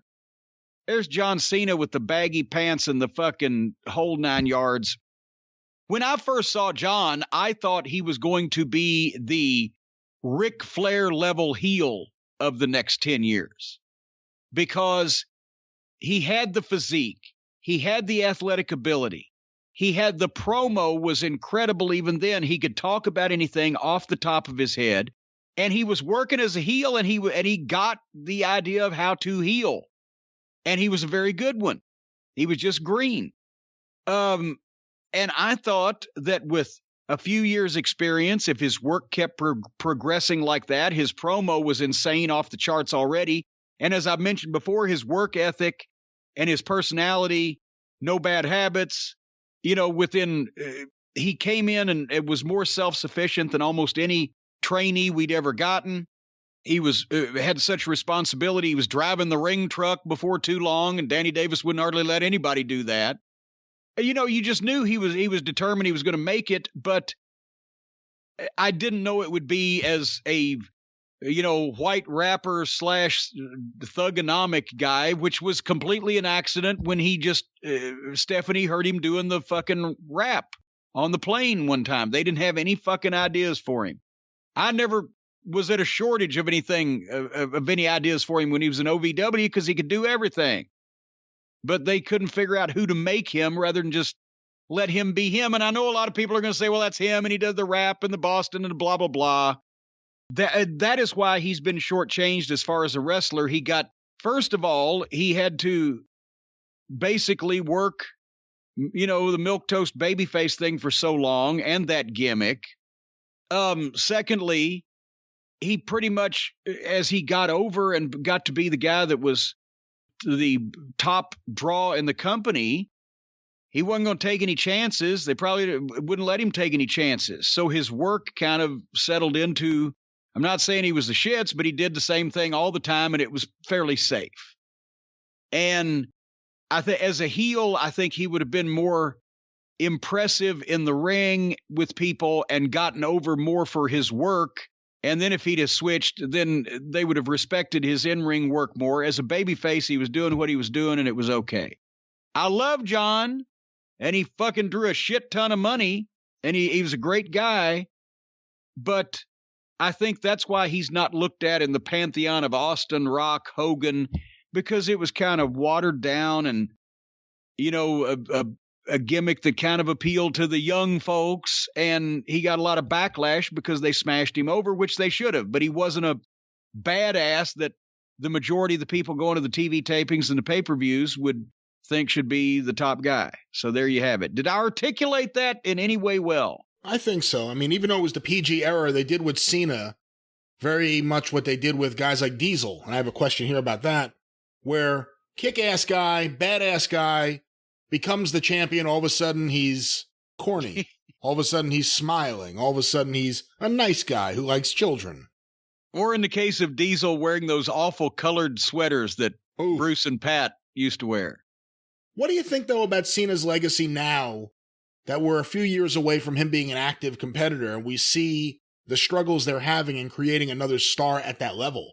Now, he may not have been at the level of Austin and The Rock, but very few people ever could have been. Right. But they can't get anyone to the Cena level now. Yeah, no, I think he's the last big star in wrestling. When you think about it, I mean, this thing has been devalued and not exposed. See, there's different meanings to that. Not exposed in terms of, oh my God, everything's fake, but exposed in terms of this is so fucking gaga and not to be taken seriously, and everybody's just jacking off, or it's just been analyzed to death and nobody believes in anything anymore, and the viewership is down to record low levels. I don't think that wrestling can make a big a star as John Cena was 15 years ago or 10 years ago anymore, because there were 3 or 4 or 5 times many people watching wrestling then as now? And what are they going to do with any of these shows to quintuple their fucking audience anytime in our lifetime? Can you see it? No. So I think he's going to look a lot better when he's in fucking movies and Super Bowl commercials, and and today's Impact World Champion, whoever the fuck that might even be, is watching a TV at the car wash he's working at, showing the Super Bowl commercial and movie. Well, Jim, our next question sent to CornyDriveThru at gmail.com from Joel in New Zealand. Hello, Joel. G'day, Jim. It actually says that here. I wasn't improvising. Oh, okay. I just finished watching the year of 1995 in the WWF. And my question is, why did Vince McMahon wait until the end of the year to make Diesel an anti-authority ass kicker? Wouldn't that have helped his lame title run all year instead of the smiling goon that he was? Also, his promo the night after Survivor Series when he lost the belt to Bret Hart felt very much like the Attitude Era. Is that maybe when Vince first thought his guys started needing attitudes? Well, the reason why it took until the end of the year is because it took that long for Nash to finally being put in that spot. It's not like Nash has ever been a shrinking violet, but being put in that spot at first, okay, you're going to go along with everything. But then he had been pissing and moaning at Vince for quite some time about, smiling, happy Diesel with the fucking cartoon outfit and everything. I still go back to, you've seen that picture of him and Pat and Bruce in the colorful Christmas sweaters they used to wear. I think it's from MSG, yeah. Yes, from Madison Square Garden.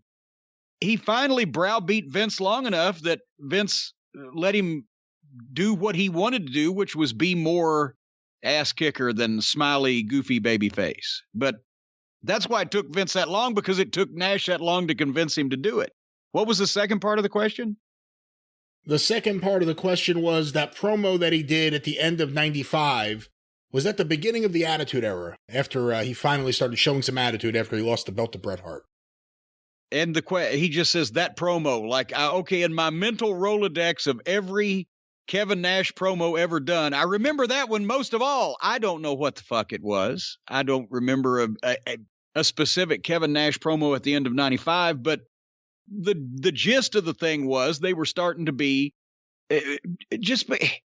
this was not revolutionary. Everybody thinks, oh, the Attitude Era started because they let them be more real. No, if Nash had been in any territory in the 60s or 70s, he would have been doing the same fucking thing. He would have been wanting to be an ass kicker and a badass instead of a smiley sweater-wearing baby face. Because no booker would have done that. If you got a guy like Nash, you let him be. Can you see Bill Watts telling Kevin Nash as a baby face to act nicer?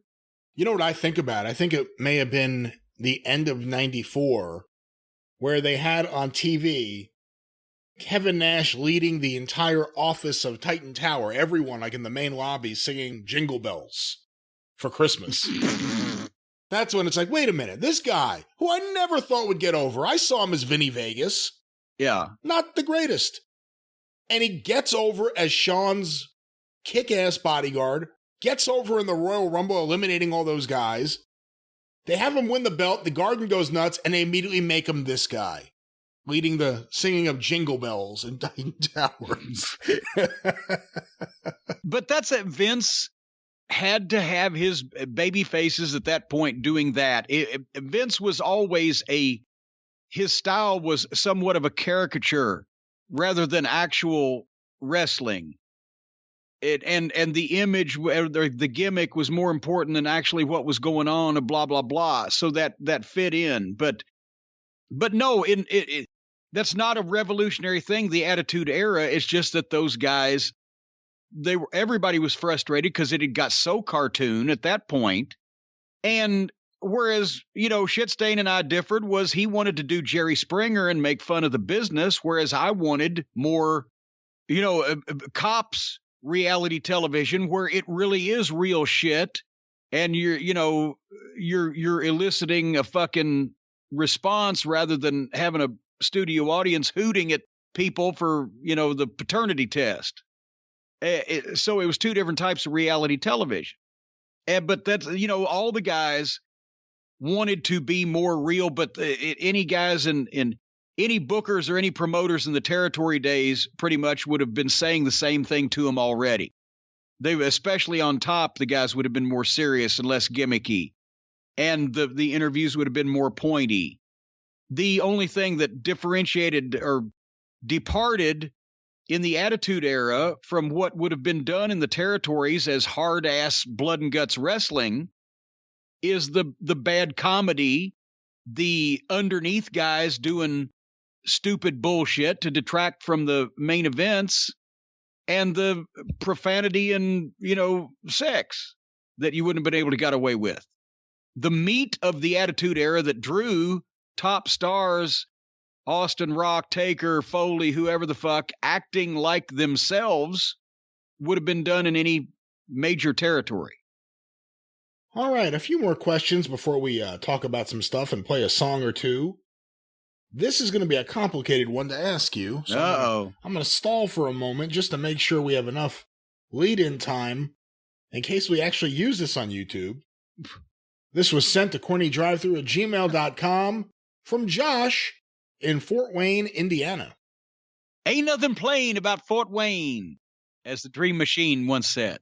The esteemed Mr. Cornette. A professional wrestling match is filled with close physical contact, adrenaline, and excitement. All of these things are ingredients to an erection.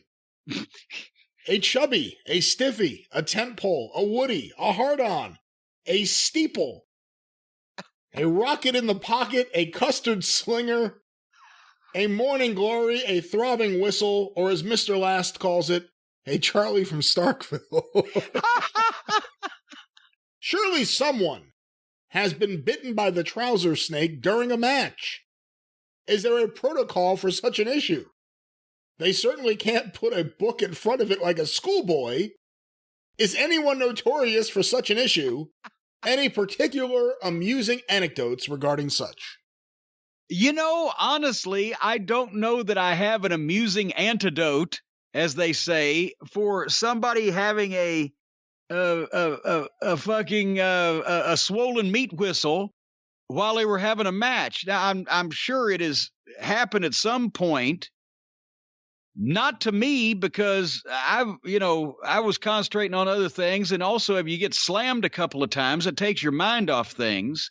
I know there have been some reveals of penises, whether they be blue vein throbbers or just flopping around like a wet noodle. And the most famous one I can think of is Flair and Nikita at Starrcade 86, right? Do you remember that? That's where Tommy Young had to put the throbbing gristle back, back in the tights. Yeah. It was more like a flopping noodle at that point, because I guess Flair, if you want to go back and look, folks, if you have the original DVD or CD or original VHS, I don't know what they've done to it on the network. Flair gives Nikita a vertical suplex and took him up and had him by the leg band of his tights, and when he took him over, well, Nikita's little Nicky flopped out and was laying there, and his tights were over, so Tommy Young just, without even really putting it over, just kind of grabbed it and fucking shoved it back in. That's a famous one. That has happened from time to time. Guys, tights have split. But I don't I mean, there's been some guys that, looked like that might be all the way up at full mast, even if it was just hanging out at random. But that's just appearances. You can't do. And then sometimes, every once in a while, you'd have the babyface roll the washcloth up and stick it in the crotch of their trunks just to make sure that things went well in the alleyway later on that night when they were leaving to go to their car. The one people talk about is it looks like the Iron Sheik has a boner during his match with Hogan at MSG, January 1984. Well, maybe that could have been a gimmick too now. See, that's why I used to try to get heat as a heel when I had to wrestle. If I was going to use like Nux or a bag of powder or some kind of foreign object, I would hide it in my crotch.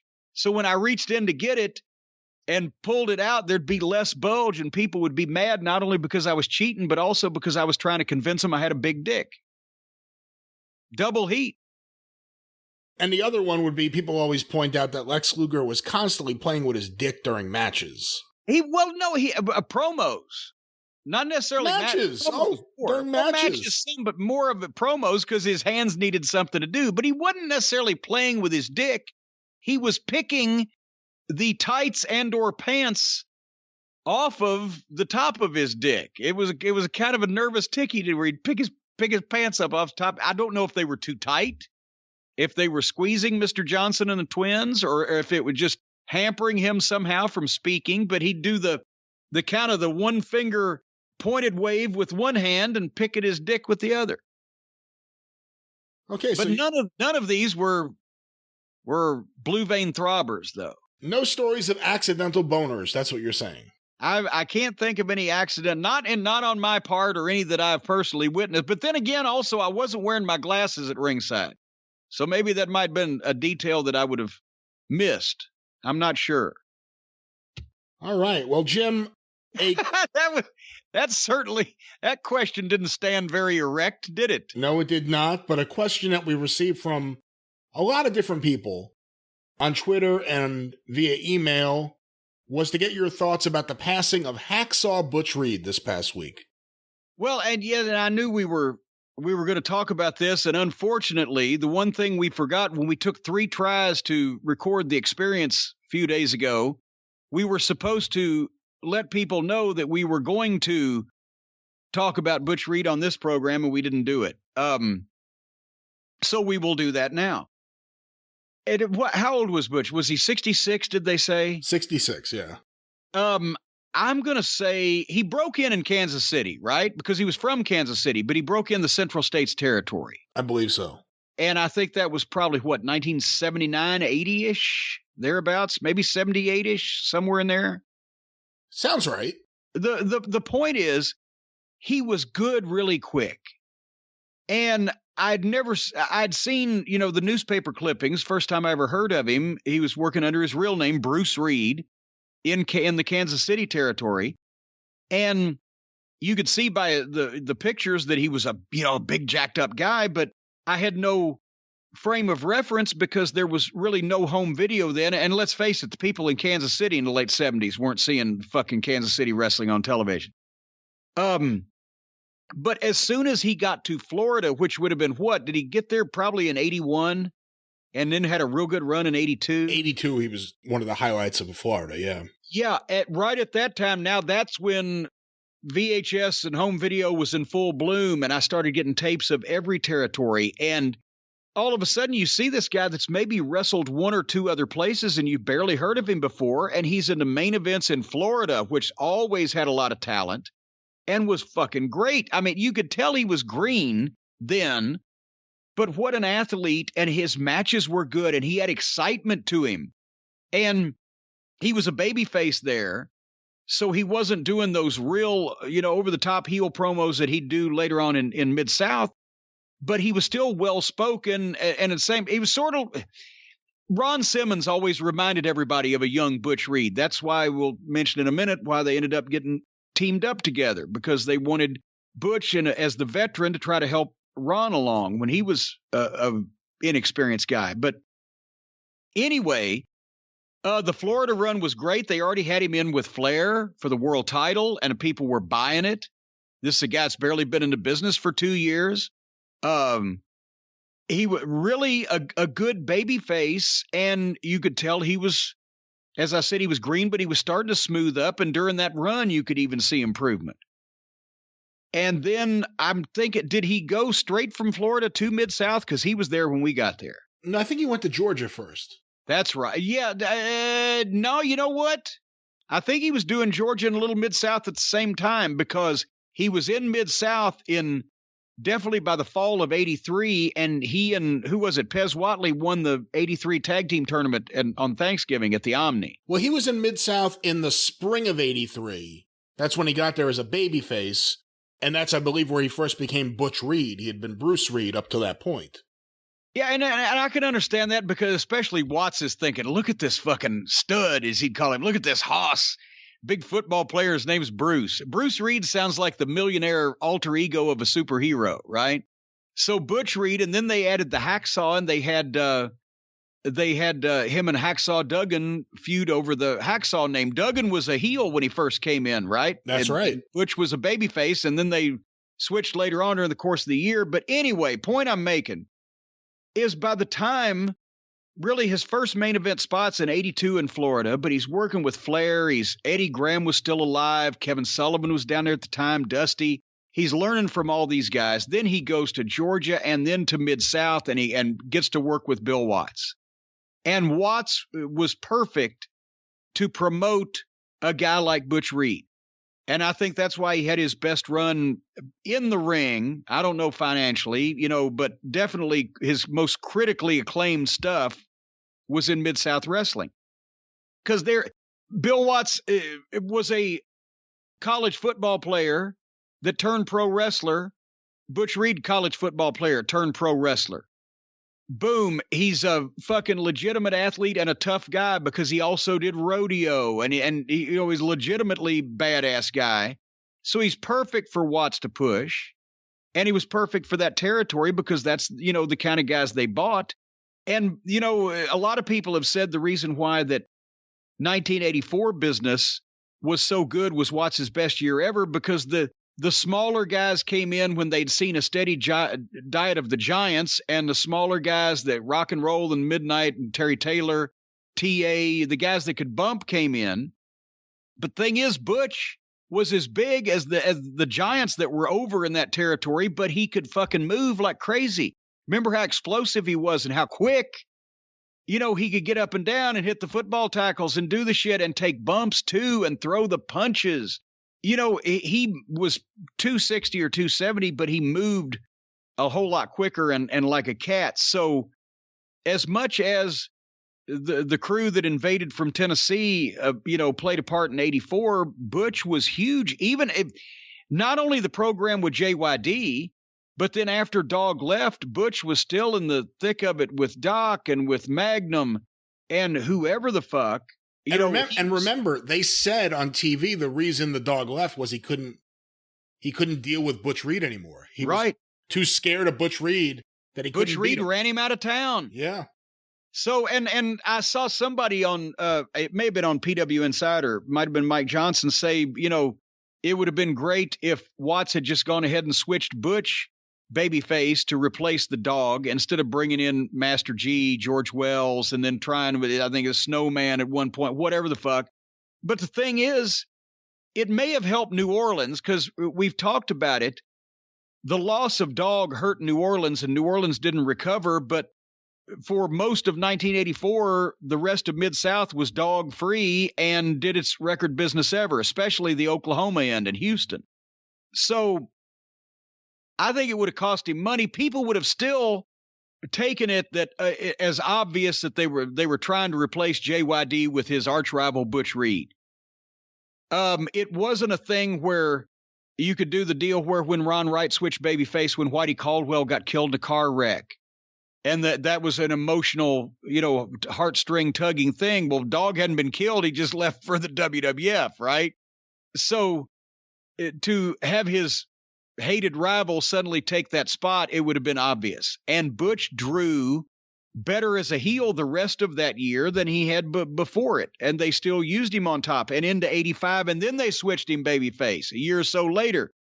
Well, no, he switched towards the end of 84, didn't he? Because they did the thing where you were in a mask still, and you sold Son Hercules of a bitch, Hernandez. That's right. That was in November. Yeah. Well, we taped it in November. We were on the way out. We were doing the scaffold matches. I sold Hercules to Akbar. So they aired in December of that year. Point is, and he turned on Buddy, too, and fucking, because Buddy was trying to, Akbar was giving Buddy bribes and Rolex watches and things to try to get his good friend Butch Reed to sign with Devastation Incorporated. When Butch found out about it, he knocked Buddy. Buddy took like 13 of the most ridiculous, unique bumps ever every time Butch would punch him.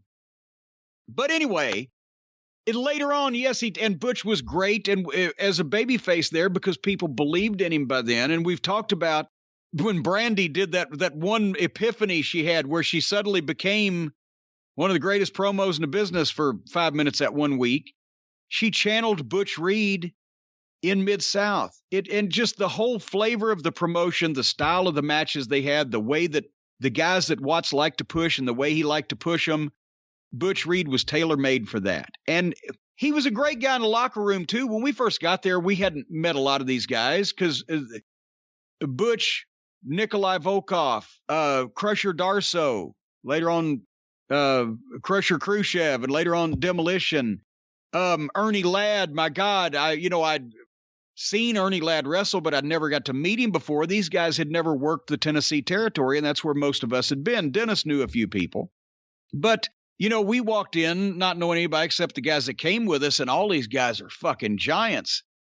But it was the same kind of locker room. Everybody was joking around. It's just Nikolai was a 330-pound fucking kid sewing everybody's fucking jacket sleeves together with his sewing kit and shit. And Butch was fucking hilarious. He would ride your ass, or if somebody was grumpy or cutting promos on somebody in the other locker room, they were going to do this, they were going to do it. He's, you're selling wolf tickets again. You're selling wolf tickets on this. I know it sounds like I'm doing Ernie. But that was his favorite. You're selling wolf tickets, which means you're crying wolf. You're promoing a fight that's never going to fucking happen. You're crying wolf, right? And when Watson Dundee put Buddy Landell with Butch is kind of like the little buddy. That was fucking because Butch could go out there and blow V8 and cut that promo and fucking be badass. And then Buddy could get even more heat than Butch by just That's right, Butch. That's exactly what I said. And nodding his head, they were a great fucking pair. I told you about the car wreck in Bunkie, right? Should I tell that story again for the modern listeners? Tell it again. However many we've got, we don't even know these days.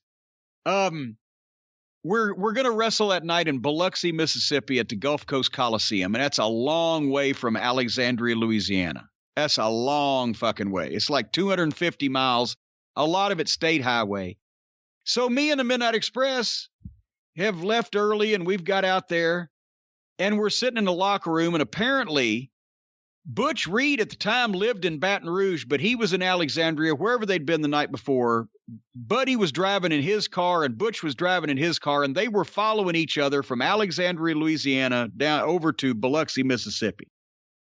And they're driving down the state road in Bunkie. And anyway, I'll tell you how we found out. We're sitting in the locker room, all of the heels, and Dundee, the booker, walks in. He says, well, Budrow and Butch won't be here tonight. What's the matter? They've had an accident. Who'd they hit? Each other. What? They ran into each other.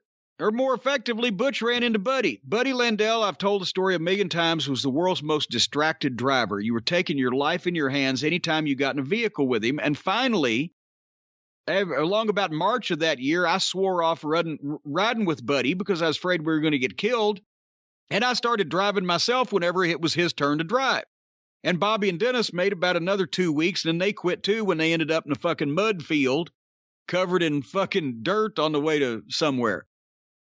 So what had happened was Buddy was in front, Butch was behind, and they're going through downtown Bunkie, Louisiana, which in those days was about 3 stoplights or whatever, and it's a 2-lane road, and it's through the middle of this little town. And Buddy's doing the thing that Buddy does out in the front where he's looking out the window and whistling at the girls, and he's looking in the rearview mirror with his brush in one hand, brushing his hair just like Flair would do, except Flair wouldn't do it when he's driving. And somebody pulls out in front of Buddy and fucking hits the brakes for a stoplight. Well, Buddy's not paying any fucking attention, and at the last minute sees it and hits the brakes, but it's too late, and boom, he hits the car in front of him, and Butch is in behind Buddy, but since there was actually no warning because Buddy was just continuing on till he hit this car, he don't see until he's too late. And I guess I can tell this story now. Butch, at the time, had been partaking of a substance that you would normally find in a small glass vial and dispensed with a small silver spoon. And that's what he'd been doing in his rearview mirror, which is another reason why he didn't see Buddy Landell come to a screeching halt in front of him.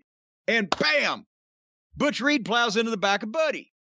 Well, when that happens, Buddy's fucking head flies forward and he headbutts the goddamn steering wheel and busts himself open. And now he's bleeding. Now there's this 3-car pileup in downtown Bunkie. And Buddy fucking opens it, and the woman in front is like, what the fuck? She sees Buddy Landell get out of the car, and I think she was like, what the fuck is this going on? But Buddy wants to see if Butch is okay.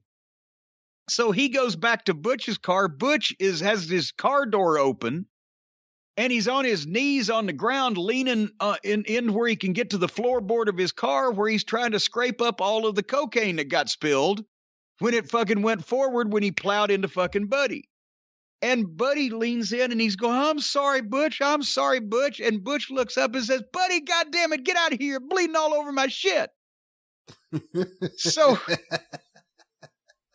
So finally, they got all that shit scooped up before the cops got there. And it didn't take long because Bunkie wasn't that big of a fucking town. So, but then their cars were fucked up and there wasn't no way they were going to make it to Biloxi. So we had to do the fucking substitution and everything. But I think Buddy had taken, he might have taken another day off because he had to get stitches over that. But that was the fucking great comeback to a fucking question ever asked in a dressing room. They've been in an accident. Who'd they hit? Each other. I said, did you know I saved Butch Reed's life one time? No. I had to take matters into my own hands physically when he was getting the shit kicked out of him. Had to come to his rescue. Oh, come on. I swear. Well, I swear this happened, but it wasn't like I just described it. So I hated to do run-ins in Mid-South because you couldn't smarten the cops up. So we had police to the ring and back when we were entering or exiting for our match. But if you had to do a run-in, you couldn't smarten the cops up, so you were on your own, and you were hoping that you were going to get there before they fucking saw you, right? That's that story I told about Hercules Hernandez knocking that guy out for 20 minutes and hospitalizing him with an open-handed slap because he had tackled Herc on the way to the ring for a run-in. Well, one night in one of the Midnight Express matches, and it was somewhere or another, we were involved with Duggan. I think it might have been Duggan and the Fantastics against the Midnight and somebody with me in the corner, whatever. I can't remember the specific match, but the point is Butch Reed had to do a run-in and hop on Duggan, right?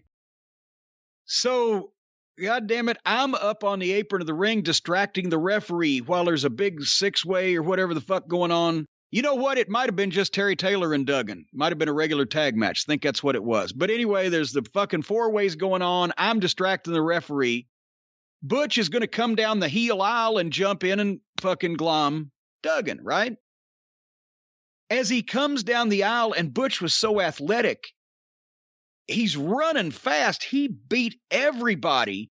But by the time that they realized that he was coming down that aisle, he was already past them, except where he made his mistake was, I mean, he could do this, and it looked great when he did it. He would just dive and slide head first, like Pete Rose sliding into home base, but he'd dive under the bottom rope, slide into the ring with his momentum, and come to his feet in one motion. He was really athletic when he did it. Problem was, on this particular night, when he fucking dove underneath the rope head first and tried to slide into the ring, his fucking redneck from ringside, Butch got by him, but the redneck was right on his tail, and he fucking tackled him and grabbed him right around the legs, around the thighs, and had him hooked. And Butch was on his stomach underneath the bottom rope. His top half was in the ring.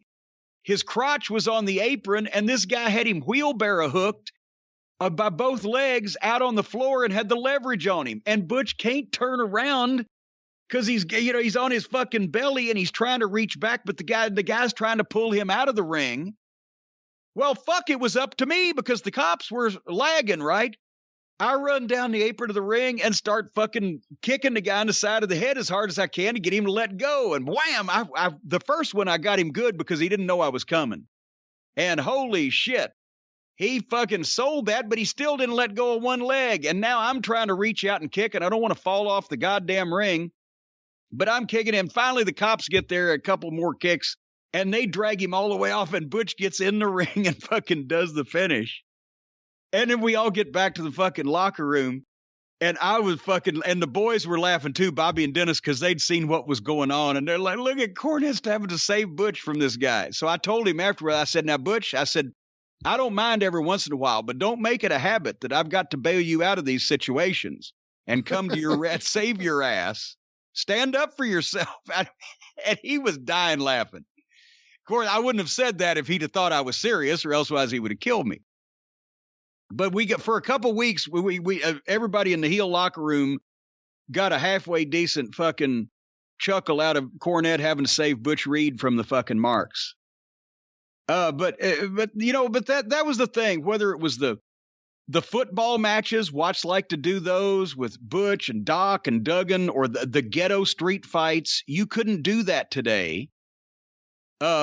But it worked for the people they wanted to see, and they would come in with the belts and the spurs and the boots, and there'd be blood, and it looked like I guess they don't have too many spurs in the ghetto, but and that's another thing. Butch was a rodeo guy too, which he actually did after he got out of the wrestling business. That's one more run that I was associated with him was when they brought him into WCW in 89 or into 90, 89. He came in 89, early 89. Yeah. The rumor was he was going to be in the Horsemen. And I honestly, at that point in time, that probably would have worked. I know that Flair was a big fan.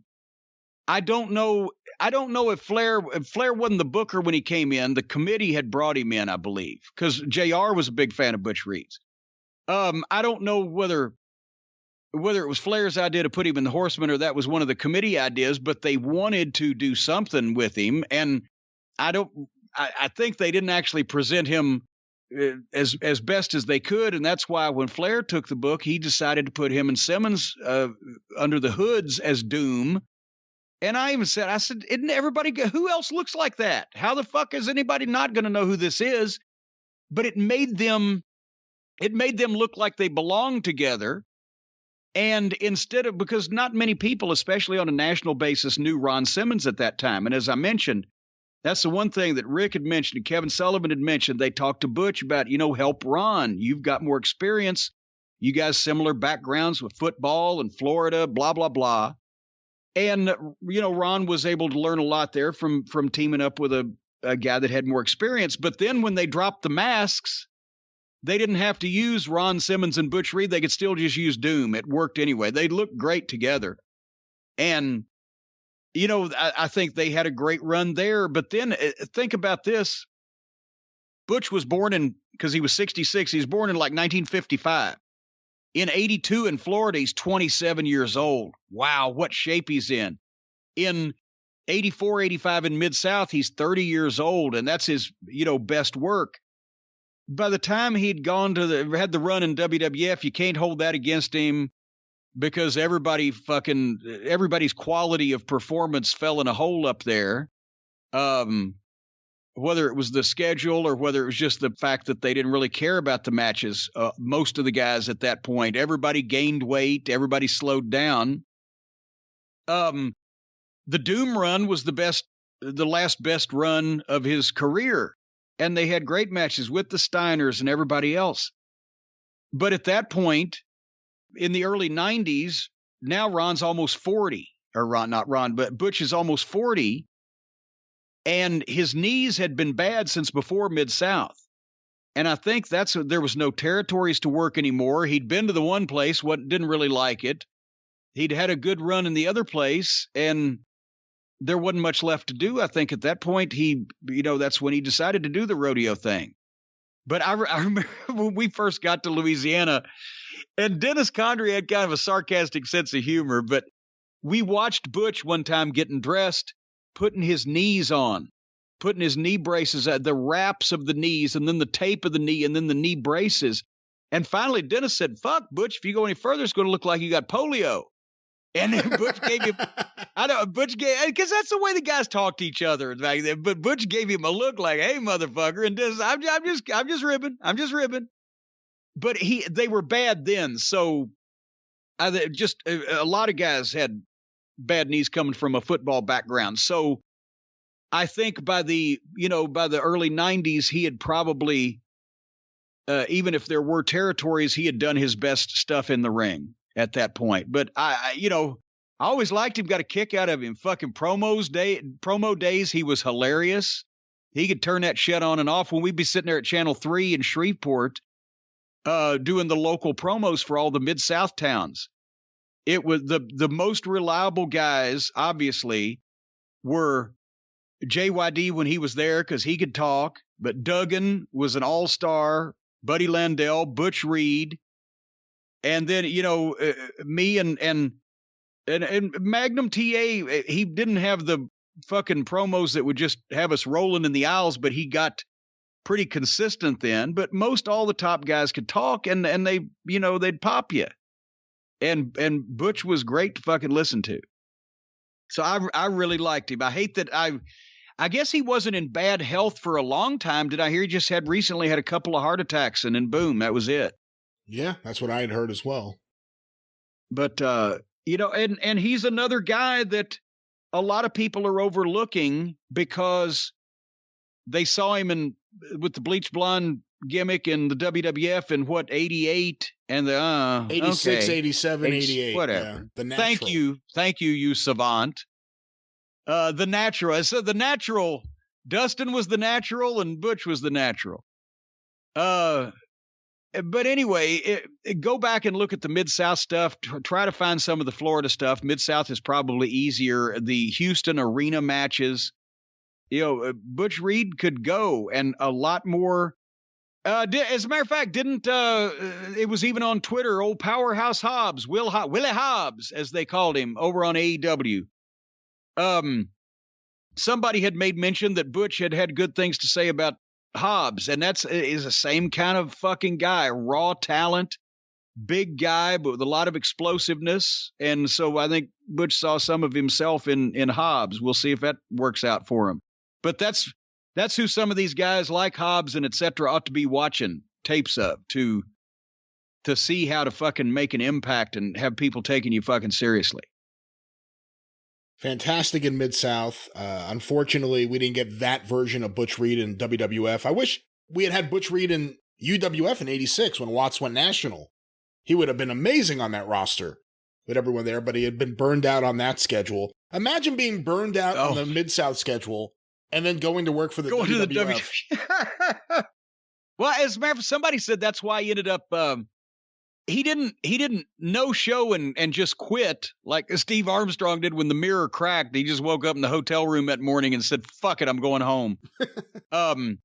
But he had no-showed some days, and then they cooled off on him, and then he was more underneath, and then finally he got burnt and said, fuck it. And that was kind of it. But yeah, I can't imagine, besides the NWA champion, and let's say from 1982 to 1987, besides the NWA champion or somebody that was on the road constantly for the WWF, I can't imagine a worse travel territory situation to be in than Mid-South and or the early UWF expansion when they were covering even a bigger area.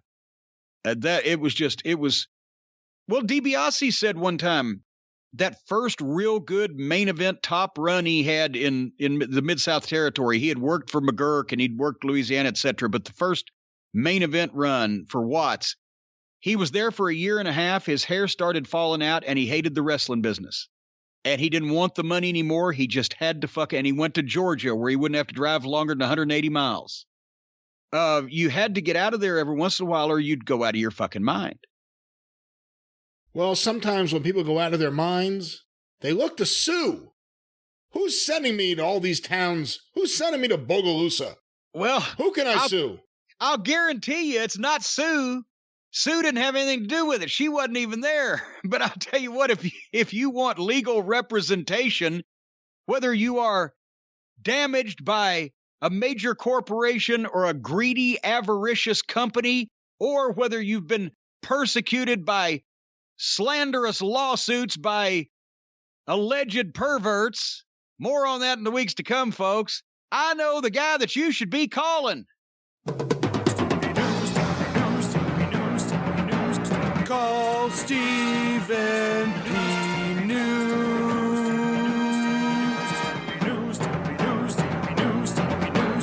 If you need to sue.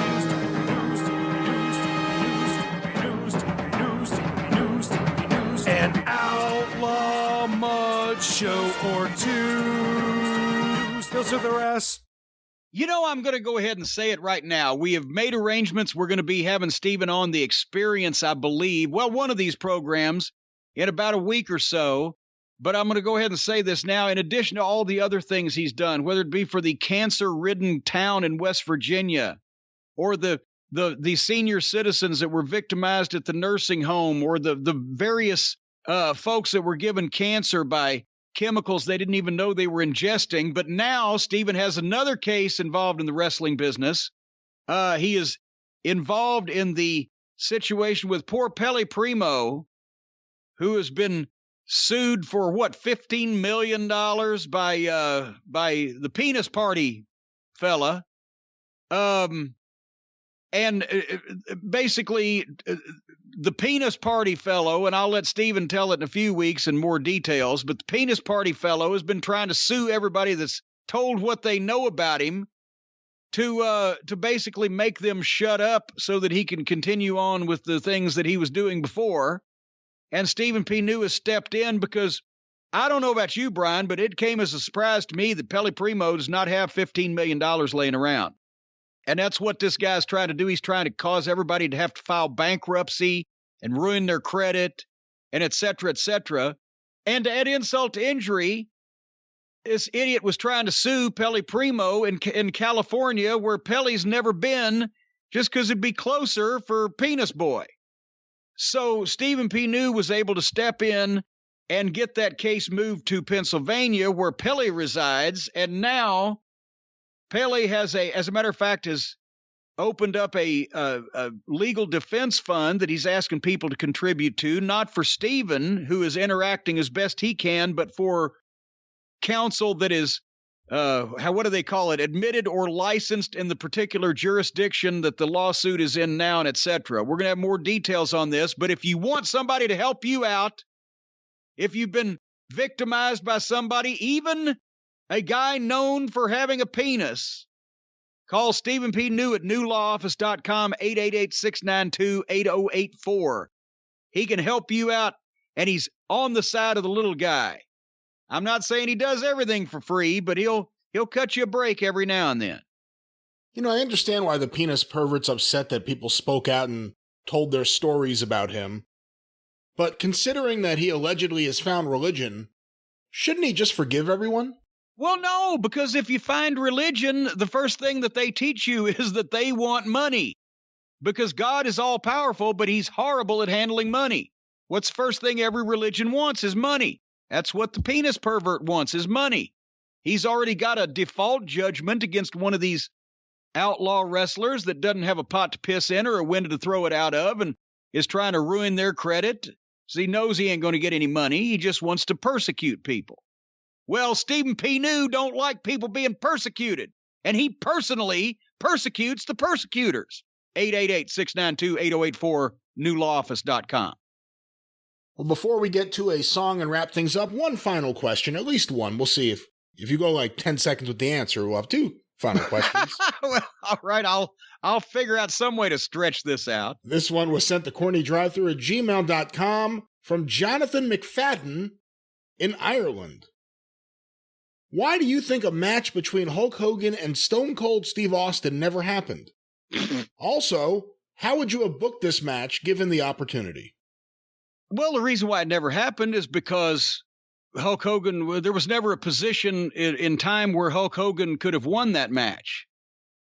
And that's, I thought Austin refused because, Rock got Hogan at WrestleMania. We did the watch along of that match. I thought they wanted it to be Hogan versus Austin, and Austin just wasn't willing to do business with Hogan because of how he was treated in WCW. Well, yeah, but that's what I'm saying. You think Hogan was going to do the fucking job for Austin? He did the job to Rock. Look at the job he did.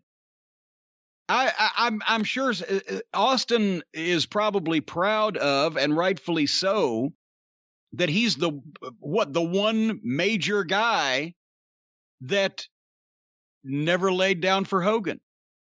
And I honestly believe because of the difference, The Rock could get away with doing the job for Hogan a lot easier than Austin could. Because of The Rock's personality, because of the way that they just went with that and had that match. Honestly, I don't think Austin could have pivoted and switched to the point that The Rock was able to do in that match when he saw that the people were just going that way, because Steve would have had to have been more like Steve Austin to be Steve Austin. I think it would have been a disappointment if he'd have started doing the stuff that Rock did, but because Rock has that, Austin's got a badass streak, but he doesn't have a smartass streak, right? The Rock has that fucking grin and that pie-eating look and that fucking smartass streak, and he could get by with shit like that just subliminally into people's heads. I think Hogan insisting on beating Austin would have hurt Austin more than Hogan beating The Rock, because both of them really came out of it fine. Rock went to Hollywood and Hogan went on with his life. So I think that's the thing, is that Austin didn't ever have to do it. There was no business reason for it to be done. And, Hogan, he didn't miss that match because he missed the payoff. He missed that match because that's the one fucking check mark he didn't get to get. And now if Hogan had been willing to do a job for Austin, then maybe Austin would have gone for it and they could have had that match and drawn the gate, because it would have been a mega fucking gate. But he didn't have to. What about Austin refusing to work with Jeff Jarrett? You know, I can understand that both ways, because I mean, the story is true, by the way. The oft-repeated story that Austin was still pissed at Jeff because of the way that he was treated when he went to Tennessee from Texas, and the time that Jeff came in, Austin's staring at his fucking check. And I've seen those big old blue checks signed by Bob Wright, the official bookkeeper for Jarrett Promotions. And at that time, those things for 6 days were between $275 and $300 in that low period when Austin was there. So he's looking at the check, and Jeff comes in and says, "Hey, if you keep looking at it, it ain't going to change," or something like that. And that's the kind of something that Steve could remember fucking 20 years later. And I said, the story has been told. And I said this before, and somebody actually tweeted this to me not long ago. "You told the story wrong, Cornette. I'd said Austin was broke in Tennessee and was living on fucking baked potatoes."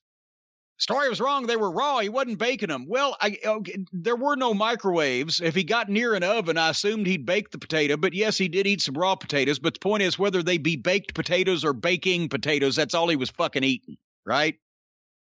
And Danny Davis called him aside at the Coliseum one night and just gave him words of encouragement, said, "Hey, I know it's rough now, but, you've really got something and you should stick with this. You'll be good."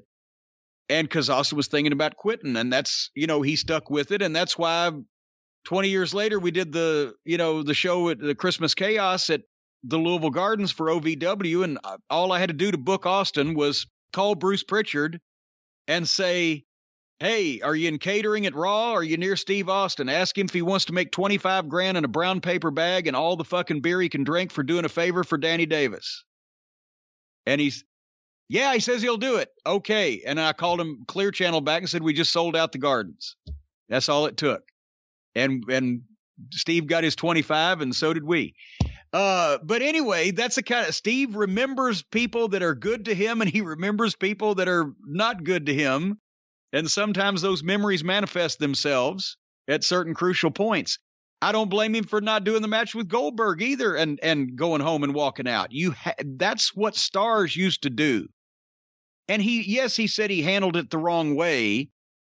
But actually he didn't, because he told him a number of times, why in the world would we have this match? Or it was him and Brock. Did I say Goldberg?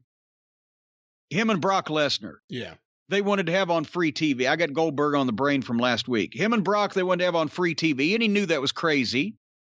And he said no a bunch of times, and they tried to talk him into it. So he said, "Okay, I'll be right back," and he just fucking left. Why would you give that match away on free TV at that point in time nearly 20 years ago? It was fucking stupid.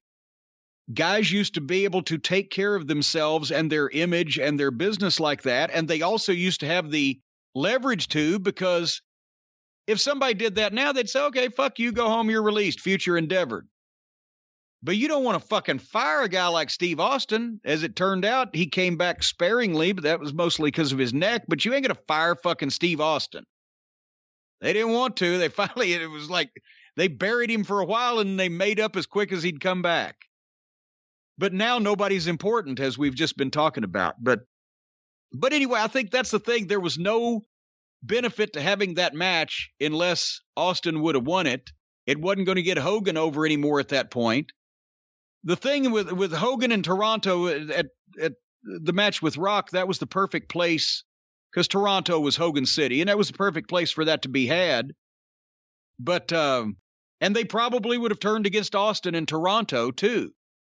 But if they'd have been in Houston, that would have been interesting, like they were the previous year at the Astrodome and had Hogan and Austin. That would have been real interesting. Then Mr. Hogan may have had to try to remember how to be a heel, or elsewise the whole thing would have fallen apart. All right. Well, on that note, and with that, the drive-thru has closed. All right. Wrap it up, Brian. Harley's got to pee. The Jim Cornette Experience debuts this Saturday.